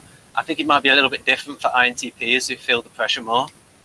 Might not necessarily want the difficulties in terms of like if it's a stressful difficulty. Maybe if it's like a curious problem that they're trying If to. it's like a curious problem, yes. I don't think so. Define difficulties. I don't like difficulties for the difficulty's sake, but for me to, it has to be rewarding for me and kind of challenge me to learn a new thing or learn a new skill or like bring different ideas together. So it will force me to think outside the box. Kind of difficulties. I would say it applies to difficulties in their sphere of interest and mastery, because as such, difficulties are not fun, and the INTJ is not one of the types that actually benefit from stress that just comes from outside. They sometimes create stress for themselves, but it's controlled stress, like trying to get to work when you know nothing's gonna really happen if you get there late. I know a lot of INTJs who like to work for the deadline, and they postpone the work so they get highly stimulated to finish on time. So they will create stress in this manner, but it's controlled stress. Yep, definitely, for sure. That's a very great point. Thank you for mentioning that, Maria. So yeah, very much so. The difficulty has to be in our sphere of mastery or in our sphere of knowledge. And otherwise, it's controlled. It's not something out of our control. I get very stressed if something's out of my control, that I have no influence over, that I have to solve. It goes back to the leadership analogy. For me to lead and be effective, I need to have control over all the resources so that I can make my decision effectively and efficiently, rather than having to ask permission and have set up meetings. I remember a story when I was watching a documentary about Ural Vagonzavod, and it was like they're making tanks in Russia, and it was like the guy, they had a meeting, and like the workers there, they wanted to like make consumer products rather than make tanks. And the guy, and I thought, by the way, that he might have been INTJ, and he sort of said, look, if you want somebody else to run the factory, find somebody else, and like, you just less. It's like almost like a my way or the highway kind of mentality, maybe with INTJs. If I'm gonna have me put in charge, it's got to be completely my thing, on my terms. Yes. Yeah.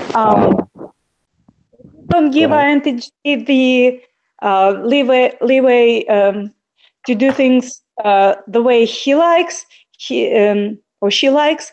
They cannot shift, like they cannot do semi-dual shifts, because they shift into ESTP when it's the question of their creativity and mastery, and then in ESTPs need full control. Do you understand that?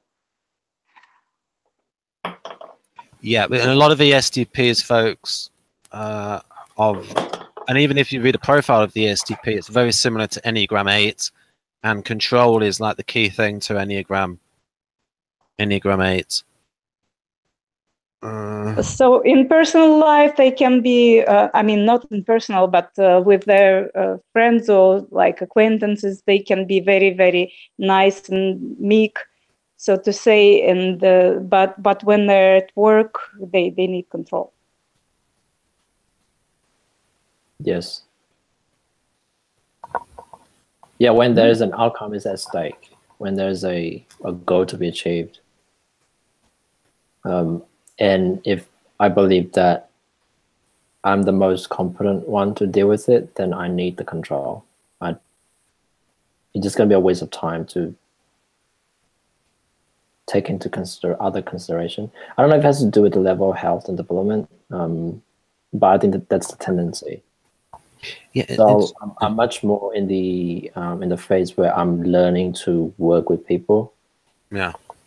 And work in so that it's a win-win situation, rather than I know the best and you have to, I'll do it my way. It's very level 3 in terms of Gray's model. If you're familiar with slide dynamics. Yeah, that's a bit. That model has got some left-wing bias in it, but like this also relates to the FE break, like the FE being the trickster function in the INTJ, ways like they don't really want to do all the people work involved in like gaining consensus about a decision. It's very draining. Yeah, so FE break. All right, keep going. Yep. This is exactly what my mom, my INTJ mom's mom used to tell me when I as a girl was sort of stubborn, and I would tell her, "You are talking like you are the boss here. So who do you think the boss is? I think nobody is, right? But I'm the smartest person here."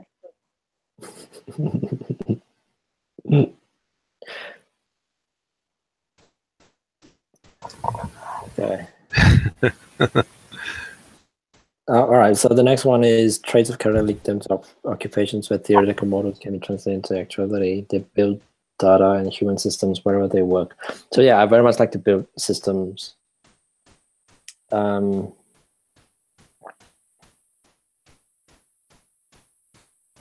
there we go. I highlighted that because of the difference between INTJ and INTP. Theoretical models that can be translated into actuality, the focus on implementation and practical benefit. Yep. And INTP don't care much about that. We try to. We have this little voice at the back of our mind. The TE control function. We've got to try and find a practical benefit here rather than just the fact that it's interesting. I mean, I have to say that this channel probably have a lot of like useful practical information. Thank you. Building. Yeah. Due to the guests.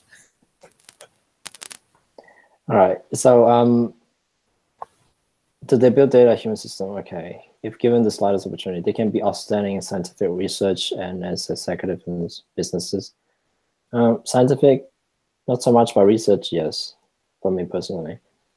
These seclusive coordinators usually rise to positions of responsibility for they work long and hard. Pursue the goal. All right, so the next bit that's interesting for me is they tend ordinarily to verbalize the positive and to eschew comments of a negative nature. So very much so for me. So I don't like people like just bitching and moaning about things if it's not going to help come up with a solution. And I don't like gossip and that kind of energy draining environment. Yeah, emotions, an atmosphere of emotions. It goes towards the break function of the break FE. Yeah, I think I've been working on emotional intelligence and with my own emotions, as well as I think empathizing with people.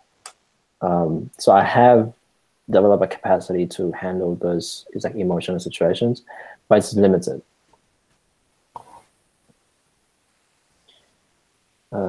They're more interested in moving an organization forward than dwell on mistakes of the past. I don't dwell on mistakes, but probably because of the one in my nature, in the Enneagram, I tend to be very self-critical.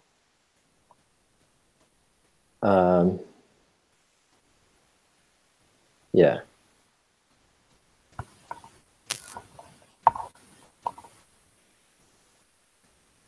However, they can become single-minded at times, which can be a weakness in their career. By focusing on tightly on their own pursuits, they can ignore the points of view which is about this. Yes, very true. And it's something I've been working on myself, which is, so I see it as having the FI tertiary defensive like pride that I have in my own ideas and the way that I want to do things, and not want to accept other people's opinion of what I should do when it comes to my own life, that is, and well, what I believe that I do best and things like that. I can be very dismissive of. Yeah. Those two, I think you're right there in the functions, and also sometimes something that Maria has talked about is how INTJs can act and have a beneficiary shift to INFP, where they like become like, well, and Maria gave an example of when you first meet an INTJ, they can like tell you what their values are, what they believe, and when they're in like, because if they're the kind of INTJ that has that strong FI and it's their values, and I suppose your NLP work has helped with like looking at your FI, looking at your values, and maybe seeing them as. So, what do you think, Thurein? I mean, you are a FI valuer, but when you read NLP and it talks about values as sort of like, oh, it's just a generalization, and are you like, no, it's more important than that. It's not just a generalization thing. Like, are there some little elements of NLP where you're like, yeah, that's a little bit too STP for me. Where you go against it a little bit, where you say, no, this generalization is more. It feels like more than a generalization. It's something that maybe comes more out of your core. Do you sort of like go against some of the orthodoxy of NLP in that sense? Yeah, when I was getting training, that I think initially it's kind of the whole thing is like now I have much more a bit more, I think, perspective on NLP, and I would say yes, it's some of them are generalization, but in terms of values, I think the values are very core of like who I am and what I believe. And the more I get conscious of what my values are and in terms of what I believe are important, the more I can be decisive and be more confident in who I am. I almost get the impression that, yeah, I almost got the impression from reading the Enneagram and NLP that when they were talking about beliefs and values, it's almost as if they wished everyone was a bit more like an ESTP, their conception of it, where they could like instantly reframe their values and be like ultimately adaptable by sort of seeing their values as negotiable, that kind of thing. Yeah. Yeah, I think that's. I don't think everybody's going to be like that. So there will be biases there in terms of being able to change your value like overnight, just from a couple of techniques. Yeah. Yeah. Which is why it works for some people and some, and doesn't with some people. Yeah, because the founders of NLP folks were SPs, Grinder, ISTP, and Bandler, ESFP. Do you agree with that typing? I was going to ask you, what's Bandler's type? Isn't he? He's a bit of a showman. He's been called a con man. Very much a showman. ESFP. I was more thinking of ENT. I don't know. Maybe. But I certainly think Grinder is ISTP because I can see him being any break in terms of like being against that complex equivalence thing. Yeah, I haven't really re-evaluated NLP since I've gotten into MBTI and functions. So that's something I want to relook at in terms of the ideology and how they're approaching the whole system. Yeah, something interesting to look at. So keep going. Yeah. By the way, I still have half an hour if I want to keep going. Excellent. So now we're on paragraph 7. All right. So paragraph 7 is Mastermind. Masterminds are certain that both internal and external consistency are indispensable in a well-run organization. So what does that mean? Internal and external consistency.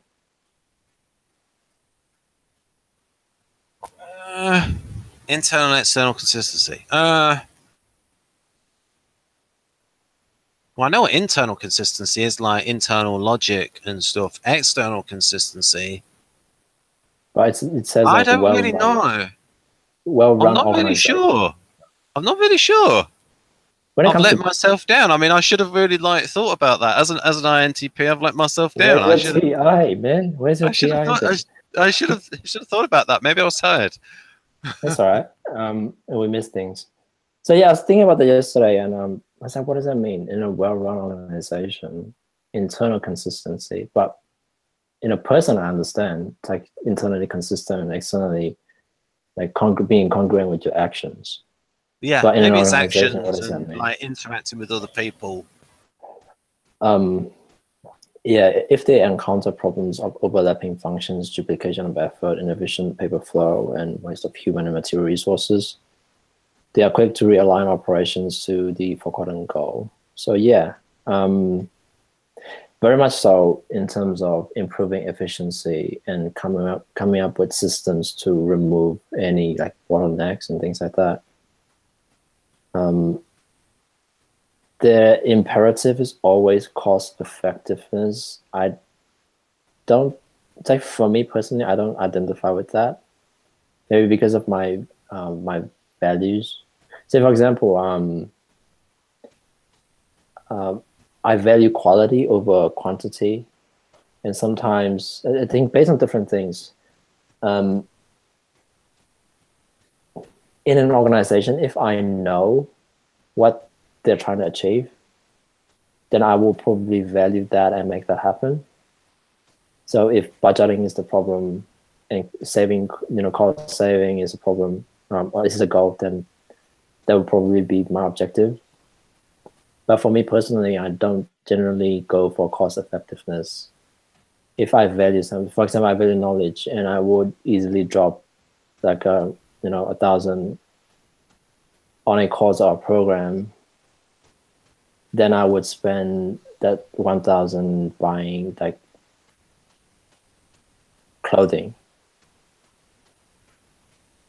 So I don't know if that has to do with value. I believe that that's the value. So maybe it's a generalization. I don't know. What do you think?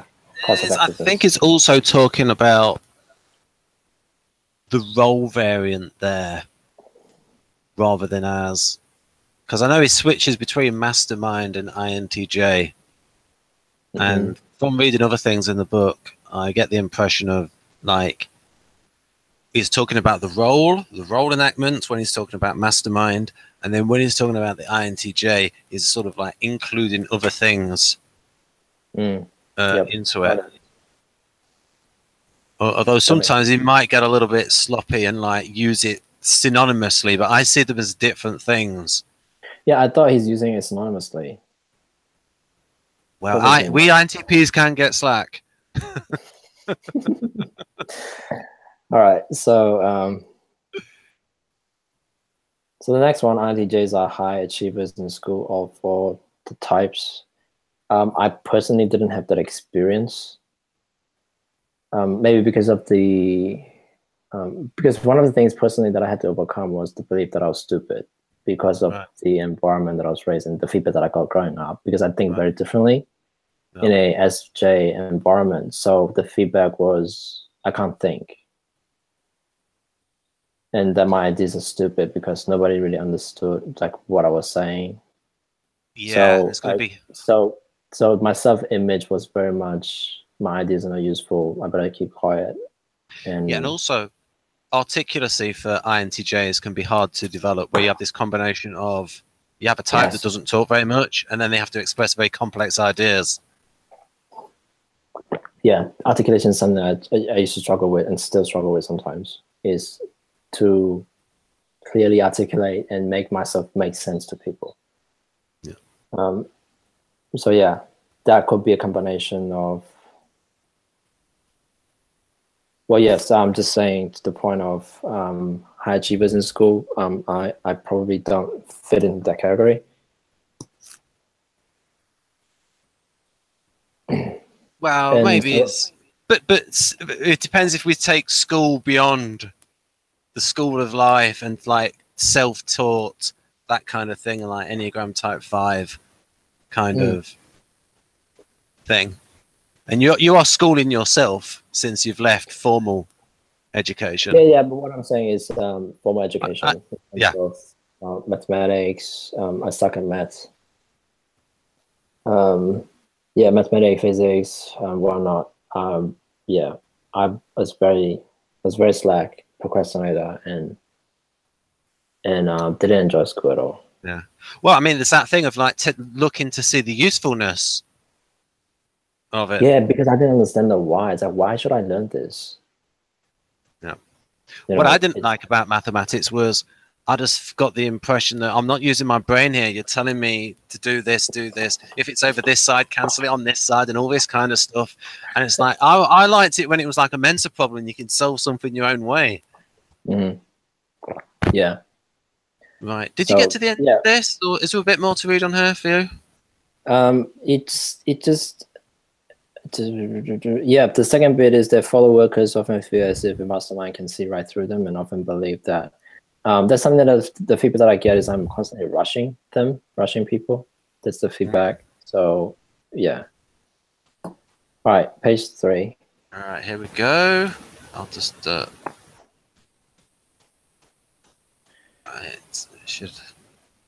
Right, this is where it gets really good. This is where it gets really good. Colleagues may describe INTJ as unemotional and at times call them dispassionate when in truth they are merely taking the goals of an institution seriously and continually striving to achieve those goals. So yes, I can forget about people and where they're at and kind of become, take things very seriously. That's one of the traits that I've been working on, is not to become too serious, because once I have an objective, that's something that it's like, for example, in this video, right? My objective is to finish all 3 pages.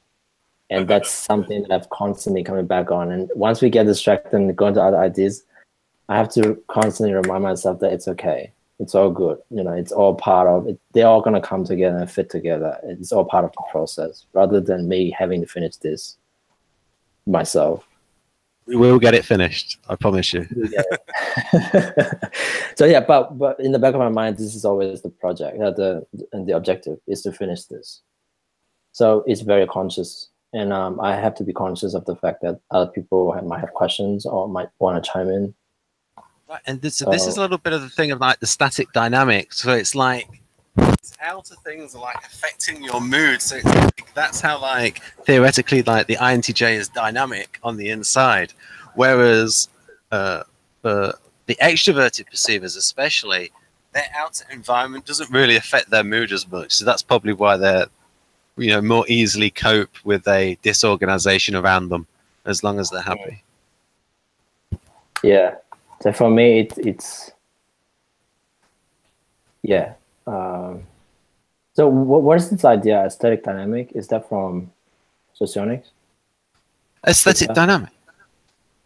Sorry, where is that? Have I written that on there, or? Is it here? Sorry, what were you saying? I'm just asking the question about static dynamics. Oh, static dynamic. Yes, this is a dichotomy in socionics. Okay. And the static functions are NE, SE, FI, and TI. Now, this is a dichotomy which is like one of these 75% of it works. So, for instance, you can see how FI is static because it's like static principles that I'm going to stick to. TI, theory that you stick to.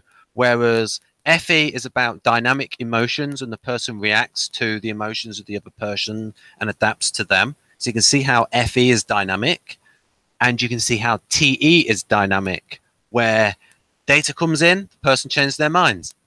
They're not wedded to a theory like a TI type. So a TI type, especially INTP, is probably, and someone like Victor himself, it's like has a theory, sticks to a theory, and then it's like a revolution. It goes goes to another theory. So it's like in a static step. Whereas TE types will be maybe more evolutionary and go with the data and the flow. the theory works with NI and SI, where SI, internal bodily harmony and stuff. Jeff has mentioned that SJs will frequently talk about their bodily, about, you know, their medical ailments.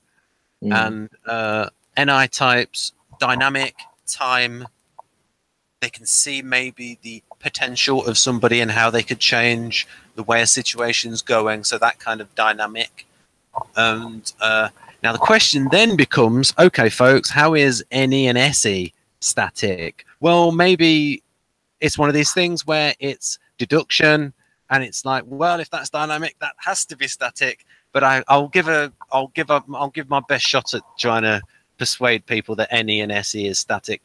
NE is like, it's like this opportunity or this or this or this. It's like discrete things. And I suppose with SE, it's like, in terms of their mood, like if they get upset, they cool down quicker. So, for example, if you compare like an ESTJ and an ESTP, the ESTJ will be angrier for longer than the ESTP. Got it. But it is one of these things, static dynamic, which is quite metaphysical, and it works for most of the functions, but not all. But it's a very theoretical thing. Okay. Interesting. Thank you for explaining. I have to think about it more in terms of it is quite metaphysical, especially for, like I said, it worked for all of them, and NE and SE is ish, because if you look at the behavior, maybe it's a compensation thing, because the behavior of NE and SE, you look at that and go, oh, that doesn't look pretty static to me. They're pretty dynamic. They always want to do something different and new. Go on, Maria. I'm sorry. I wanted to say that one of the times that I was trying to determine my type by talking to some person who knew more about socionics at the time, and she first was thinking I was an INFP, but just visually.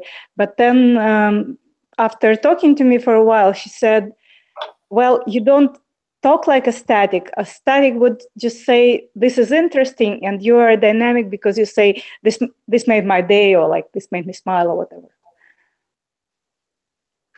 So like self-referencing, like how your condition changes because of things.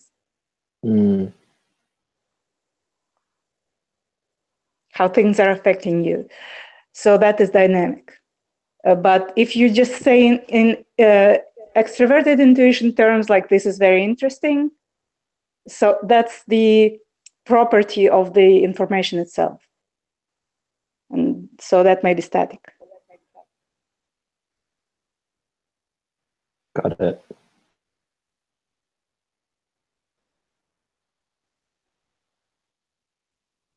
All right, thanks, Maria. Okay, so Ben, do you have more to say, or can we keep going? Yeah, sorry, I was just saying that there's an element of compensation involved, in my opinion, where in terms of behavior, SPs are very dynamic, and they want to do lots of different things and with variation. And maybe it's because internally they're bored out of their schools. And so it's a compensation against that. Whereas with, say, the SJs, internally they're dynamic, and they want to make their external behavior stable and static as a compensation to get some balance in their life. SPs don't want to be bored. Okay. And I think Jeff has said that SJ love being bored. Or doing boring things. All right.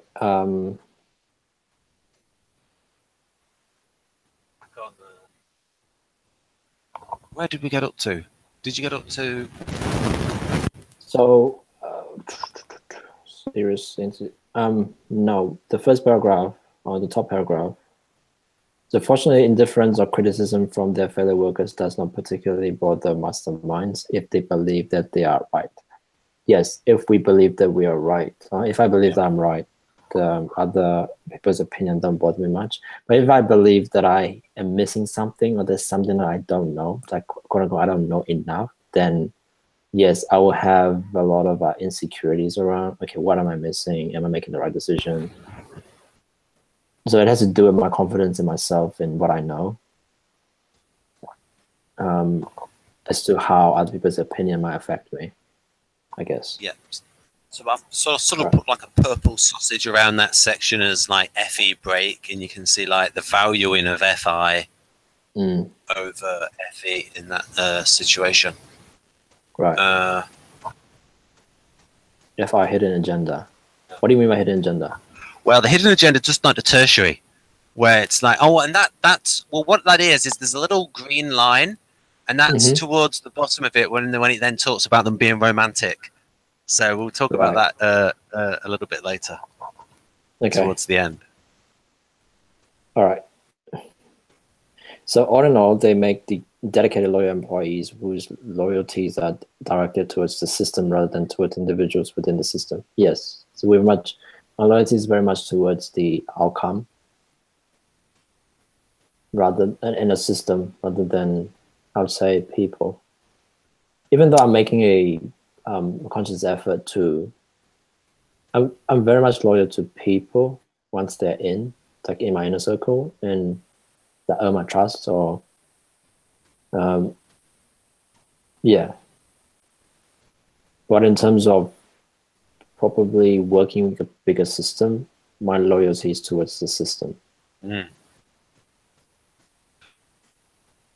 Now we've got not a political system, but you know what I mean. The system is something that the system that I'm building or I'm helping build.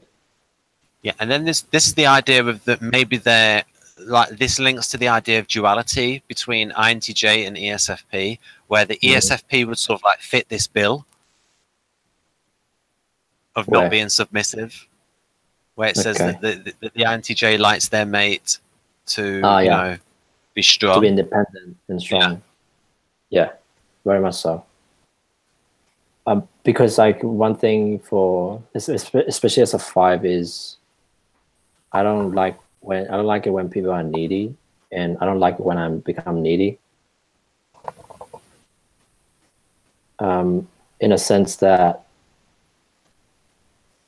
if I'll have to give you a lot to support you, that's not an ideal thing for me. Because, you know, my energy is limited and I want people to be independent, basically.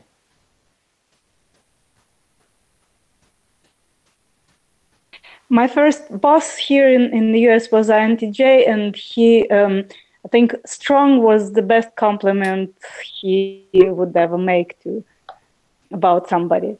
So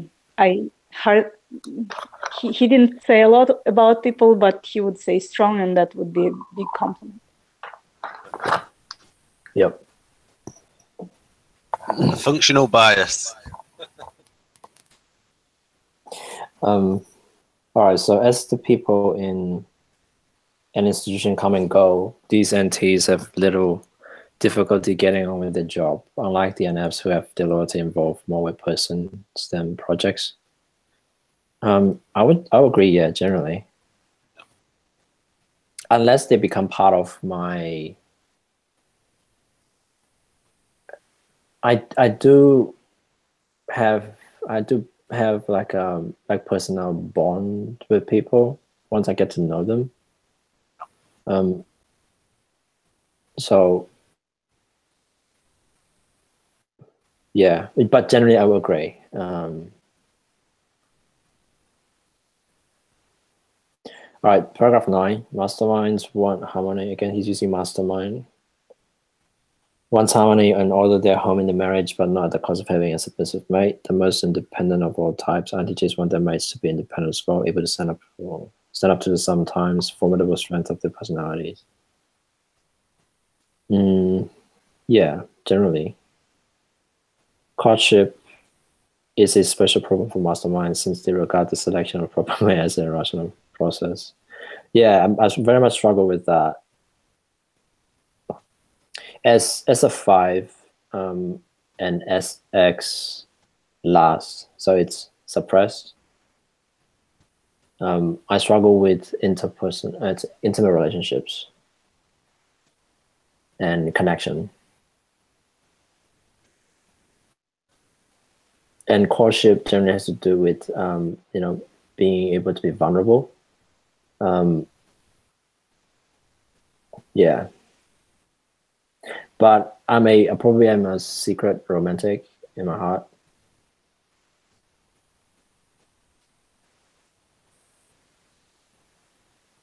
They know quickly, usually on the first or second day, whether or not a relationship has any future, and they will not waste their time on courtships that seem to hold little promise.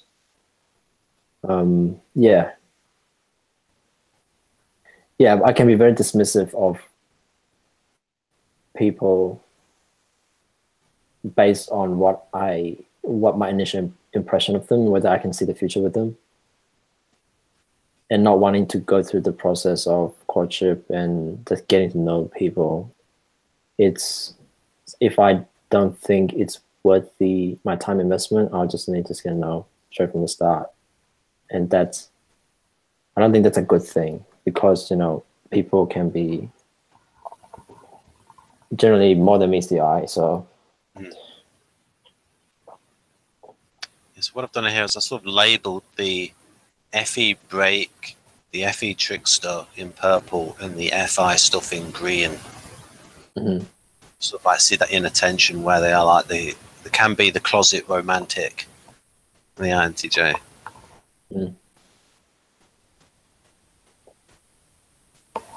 Yeah, I agree.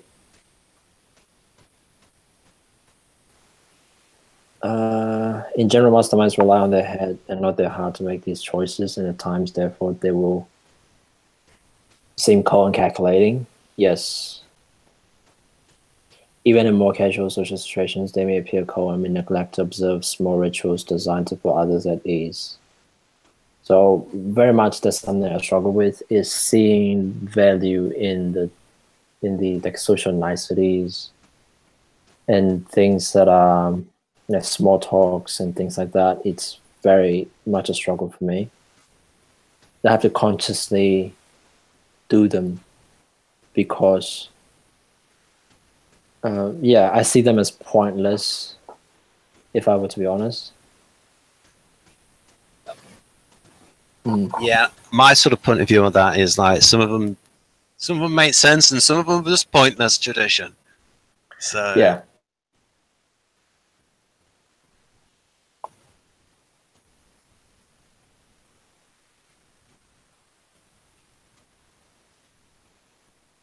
But I think also depending on cultural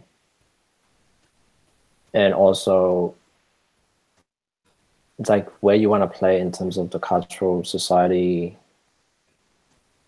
rungs, that's something that we probably have to learn to do and not have as much judgment on. If we were to, because all these rituals have, because they survived, you know, thousands of years, there has to be a point for them to be in place for people to connect. And if we think of your opposite type in terms of like conflictor, ESFJ, what they are best at, you are weakest at. So it's like they know the societal rituals and stuff and are expressive. And so you can see how ESFJ really is the opposite of INTJ. Yeah. So with the FE. And even in KEIRSEY, they're opposites as well, because SJs are opposite from NTs, and because INTJ is introverted, ESFJ is extroverted, and INTJ is directive, and ESFJ is informant. So even in KEIRSEY's system, they're direct opposites as well. Yeah, I can see that. Just like in KEIRSEY's system, ESTPs and INFPs are direct opposites. Because in KEIRSEY's system, he saw NFs and SPs as direct opposite. Now, obviously, we know that that's not necessarily the case when in terms of NFJs, because NFJs value SE, but half the time it will match up. So it's like there's like certain combinations that are more opposites than others if you bring in this other extra point of view. Yeah, definitely. Yeah. So let me see, where are we? Yeah, rituals. So for example, INTJs may communicate that time is wasted if used for idle chit-chat, and thus people receive a sense of hurry from them, which is not always intended. Yeah, very much so. You so mentioned that. Right? Yeah. You mentioned it earlier in the Hangout. If you want to talk about it more, up to you. Regarding time, I forgot what. Yeah, we've got time. Yeah. No, I forgot what I mentioned that I was going to talk about. Oh no, I was just saying. I was just minding the audience that this was something that Thurein mentioned earlier in the Hangout about, you know, when you gave examples of talking to people. I think it was like the previous page, and you said that other people get the image of like hurrying them up. Yeah, being rushed. It's like, for me, something I struggle with is like, for example, just friends coming and hanging out, right? There's no really point. The point is to hang out and not really have a point. And say, hey, we're gonna watch a movie, and the point is not the movie, but for me, the movie is the point. And I kind of miss that. And say, we're gonna hang out and then we're gonna chit chat, sit around and talk. It's like, guys, the movie's starting, and what are we doing? You want to get both done. Point. It's like you want to get like an objective achieved and do a little bit of feely stuff. Yeah, but the thing is, I miss the feely stuff. I kind of miss that. That was the whole point of the movie. Organizing a movie is so that we can get together and do the feely stuff. But for me, what I get is sometimes I miss the imply, and I kind of take things very literally sometimes. Yeah. So in a sense, I kind of, have a feeling of being rushed. People get the feeling of being rushed for me. Especially when I hang out with INFJs. I love talking to INFJs because we kind of get do the NI thing. But my Ts can sometimes come in and say, hey, what's the point here? And kind of want to rush the conversation. And also... But, yeah. And I have to be very conscious of that. That break function is TE. Because if you know what someone's tertiary function is, just flip the vertness of that and you'll get their break. Yeah. And that's the polar. Right? Yeah, polar, yeah. So when you go into TE mode with an INFJ, you're really hitting them on their weak spot. Yeah, I know. And I hate when that happens because, like for me, yeah. Anyways, I want to finish this. Where is it? Time is wasted for other teacher, yeah. So make no mistake, the emotions of an INTJ are hard to read, and neither male nor female of this type is apt to be very outgoing, emotionally expressive. Generally, I always say so, yes, but if I get to know a person, I can be more vulnerable, and I show my emotions. What I've noticed with both you and Haley is that INTJs can be emotionally expressive. It just doesn't. The actual facial expression doesn't last very long. So it's like a quick smile and then it's gone. Yeah. On the contrary, they have a strong need for privacy, and they do not enjoy physical contact except with the chosen few. Yes. For all that, however, masterminds are deeply emotional. Even though I don't enjoy physical contact with just anyone, but I like being touched in the sense that just the human touch. Yeah. So for example, a hug, when I'm expecting, and if it's the right context, definitely. But don't come from behind me and yeah, that's a lawsuit coming, folks. Yeah, for all that, however, masterminds are deeply emotional and even romantic types, and once they have decided a person is worthy of them, they make passionate and loyal mates. Yes. Almost hypersensitive to signals of rejection from their loved ones. Yes. You said FI. Is it because of FI? Yeah, I think that all that kind of stuff, like intimate bonds, that's all like FI stuff. And also, when you look at KEIRSEY's ESTP profile, none of this is in there. It'll even say some things like their loved ones can feel like possessions and things like that. And so it's like when you read the KEIRSEY ESTP profile, it really makes you think of Donald Trump and his various wives just being like trophies and like feeling like possessions and objects, things like that. Yes, I think it also has to do with the. Are you familiar with attachment styles in attachment theory? Yeah. So secure, anxious, avoidant. So if I'm not conscious, I'm an insecure, avoidant type. So I'm not really secure due to my own traumas and upbringing. So I have to be very conscious of my own feeling of rejection or dismissal when it's like in a one-on-one intimate relationships.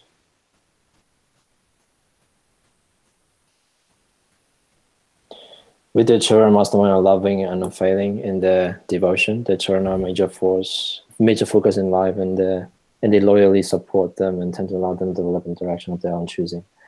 Yeah, very much so. I'm a single, and I am not really in a relationship. But I have a plan for my future kids and how I want to raise them, the education system, how I want to school them, and things like that. I'm doing research, compiling information, and things like that. So, INTJ future thinking. Yes. So these two primitive, definite INTJ encourage independence of action and attitude in their offspring. On the other hand, they are fully aware that children need well-defined limits, and they are invariably firm and consistent in setting those limits. Yeah, so freedom versus discipline, and freedom and discipline. Right. So overall, we've been through this KEIRSEY profile. What do you think of it? I think pretty accurate. For most of it, I think where I don't find a fit is probably just because of my own personal circumstances. Yeah. For example, my schooling and I don't identify with INTJ as being confident. Yeah. Or the most confident type. I'm not very confident in a sense that maybe because of my own upbringing and what caused me in terms of traumas and my own self-image. So that's something I've done a lot of work on, healing the past few years. And part of the reason I became a coach is because of that. It's doing my own healing and trying to quote unquote fix myself because I thought I was broken, and learn these things about the principles around coaching, NLP, and a lot of principles around personal empowerment that I want to share with people. So I would say in terms of school achievement, you can have say ESTJers. If someone's an ESTJ3 and they've got that memory, and it's they're being taught at stuff where they're learning a ton of subjects, and it's not at a super high complex theoretical level, and they just have to remember loads and loads and loads of stuff. Then an Enneagram Type 3 ESTJ, they're going to be working their socks off, and they'll do well at school. Yeah. And I think the NTPs and the NTJs will come more into their own once you then start getting into the higher realms of subjects. But certainly secondary school is really more focused. I think the STJs do well at school because they have that mindset and the memory. Yeah, definitely. Because most of the stuff I wrote memorization without needing to know the why and where it fits in the bigger picture. I think it's easier for SJs. Yeah, and you've got SJs teaching SJs. Yeah, definitely. So yeah, any other questions? I like that profile. I think it showed that the KEIRSEY Mastermind profile pretty much is the intuitive, logical introvert in socionics, and that he's not talking about. But when you look at it and you color code it, you can tell. I mean, when you went through that, did you agree? Yes, Ben, that's right. That is NI, and that is TE, and it is FI. It sort of matches up. Yeah, the matches the functions. functions. Yeah, definitely. I mean, and you're coming at it from like you know a little bit about socionics, but like you're coming at it from even Personality Hacker, the way they define the functions. You can see how it matches up. Yeah. So yeah, definitely, I can see the functions and how they work together, and most of them are NiTe with, like you said, FE break, and many points there are FIs. Yeah. Yeah, so it's like that. Those 4 valued functions come through: Ni, Te, Se, and Fi. I don't see much SE. Yeah, there's just a little bit where they talked about. Or maybe just the lack of SE itself is apparent here. Yeah, just that little bit where they talked about, where he wrote about they're like a powerful mate who will stand up to the forceful nature of their personality. Yeah, there was a little bit, maybe. I mean, I would personally say, looking at this profile, that this seems to be like the TE subtype of the INTJ. I would say yes. I would agree with the T subtype rather than the Ni subtype. Yeah. Yeah. And this is a type that could very much be mistaken for.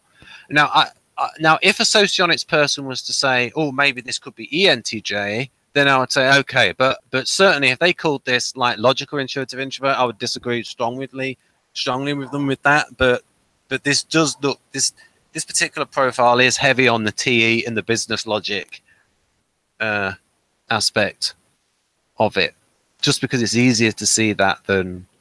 Yeah.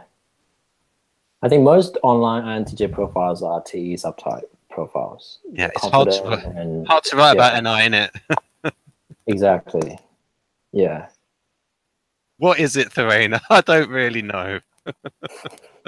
We can do a hangout on it. What is NI really? Yeah, it's gonna be hard to it's hard to describe. But I have a couple of pointers as to what NI is.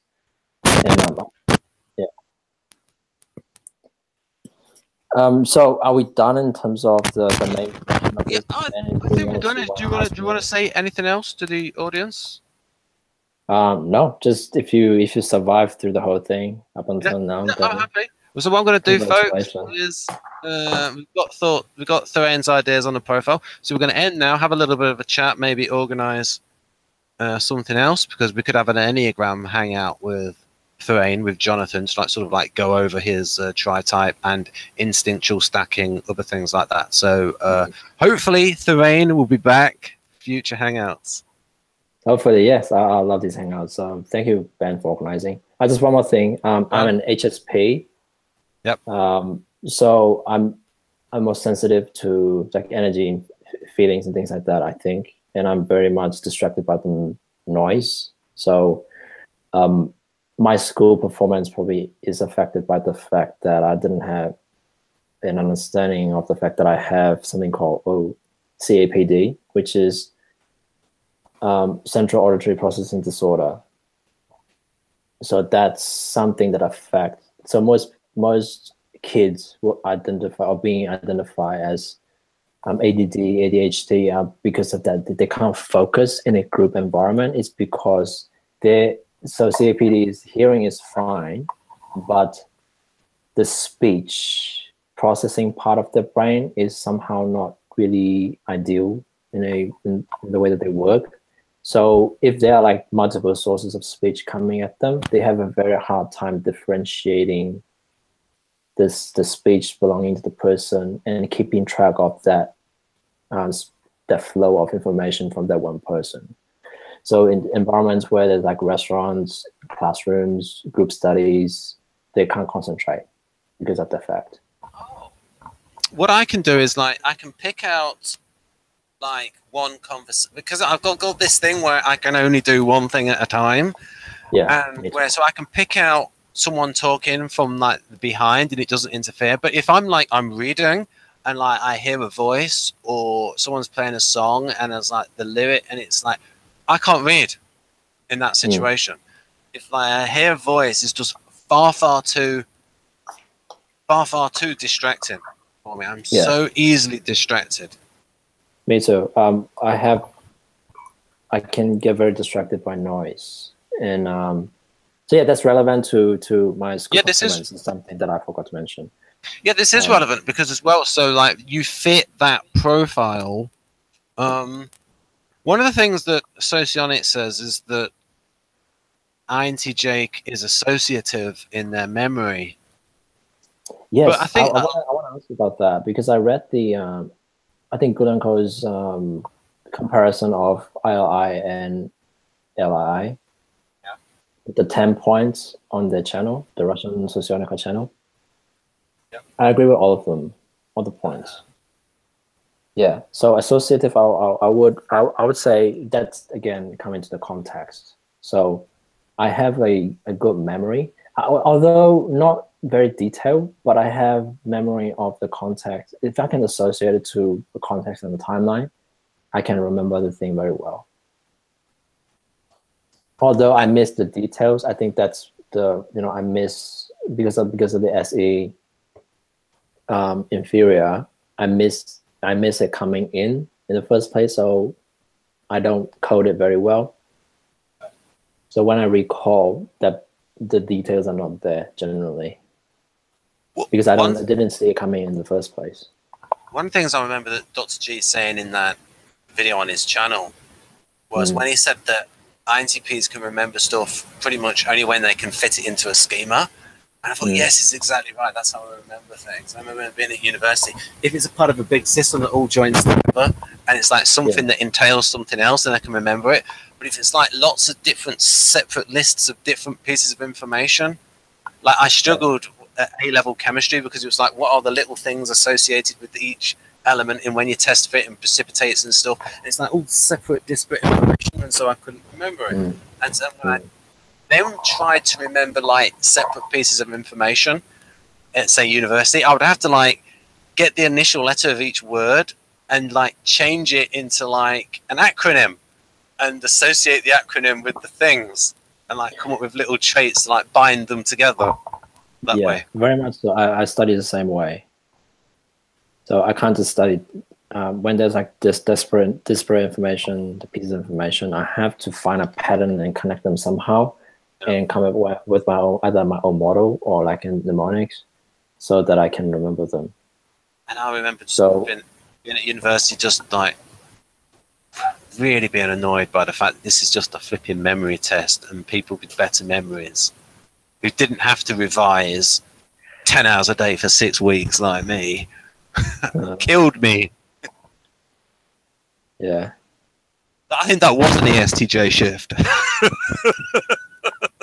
10 hours a day for 6 weeks, flipping heck. All right. So I don't think end on that, folks. We'll stop the recording and we'll have a little chat with Thurein. So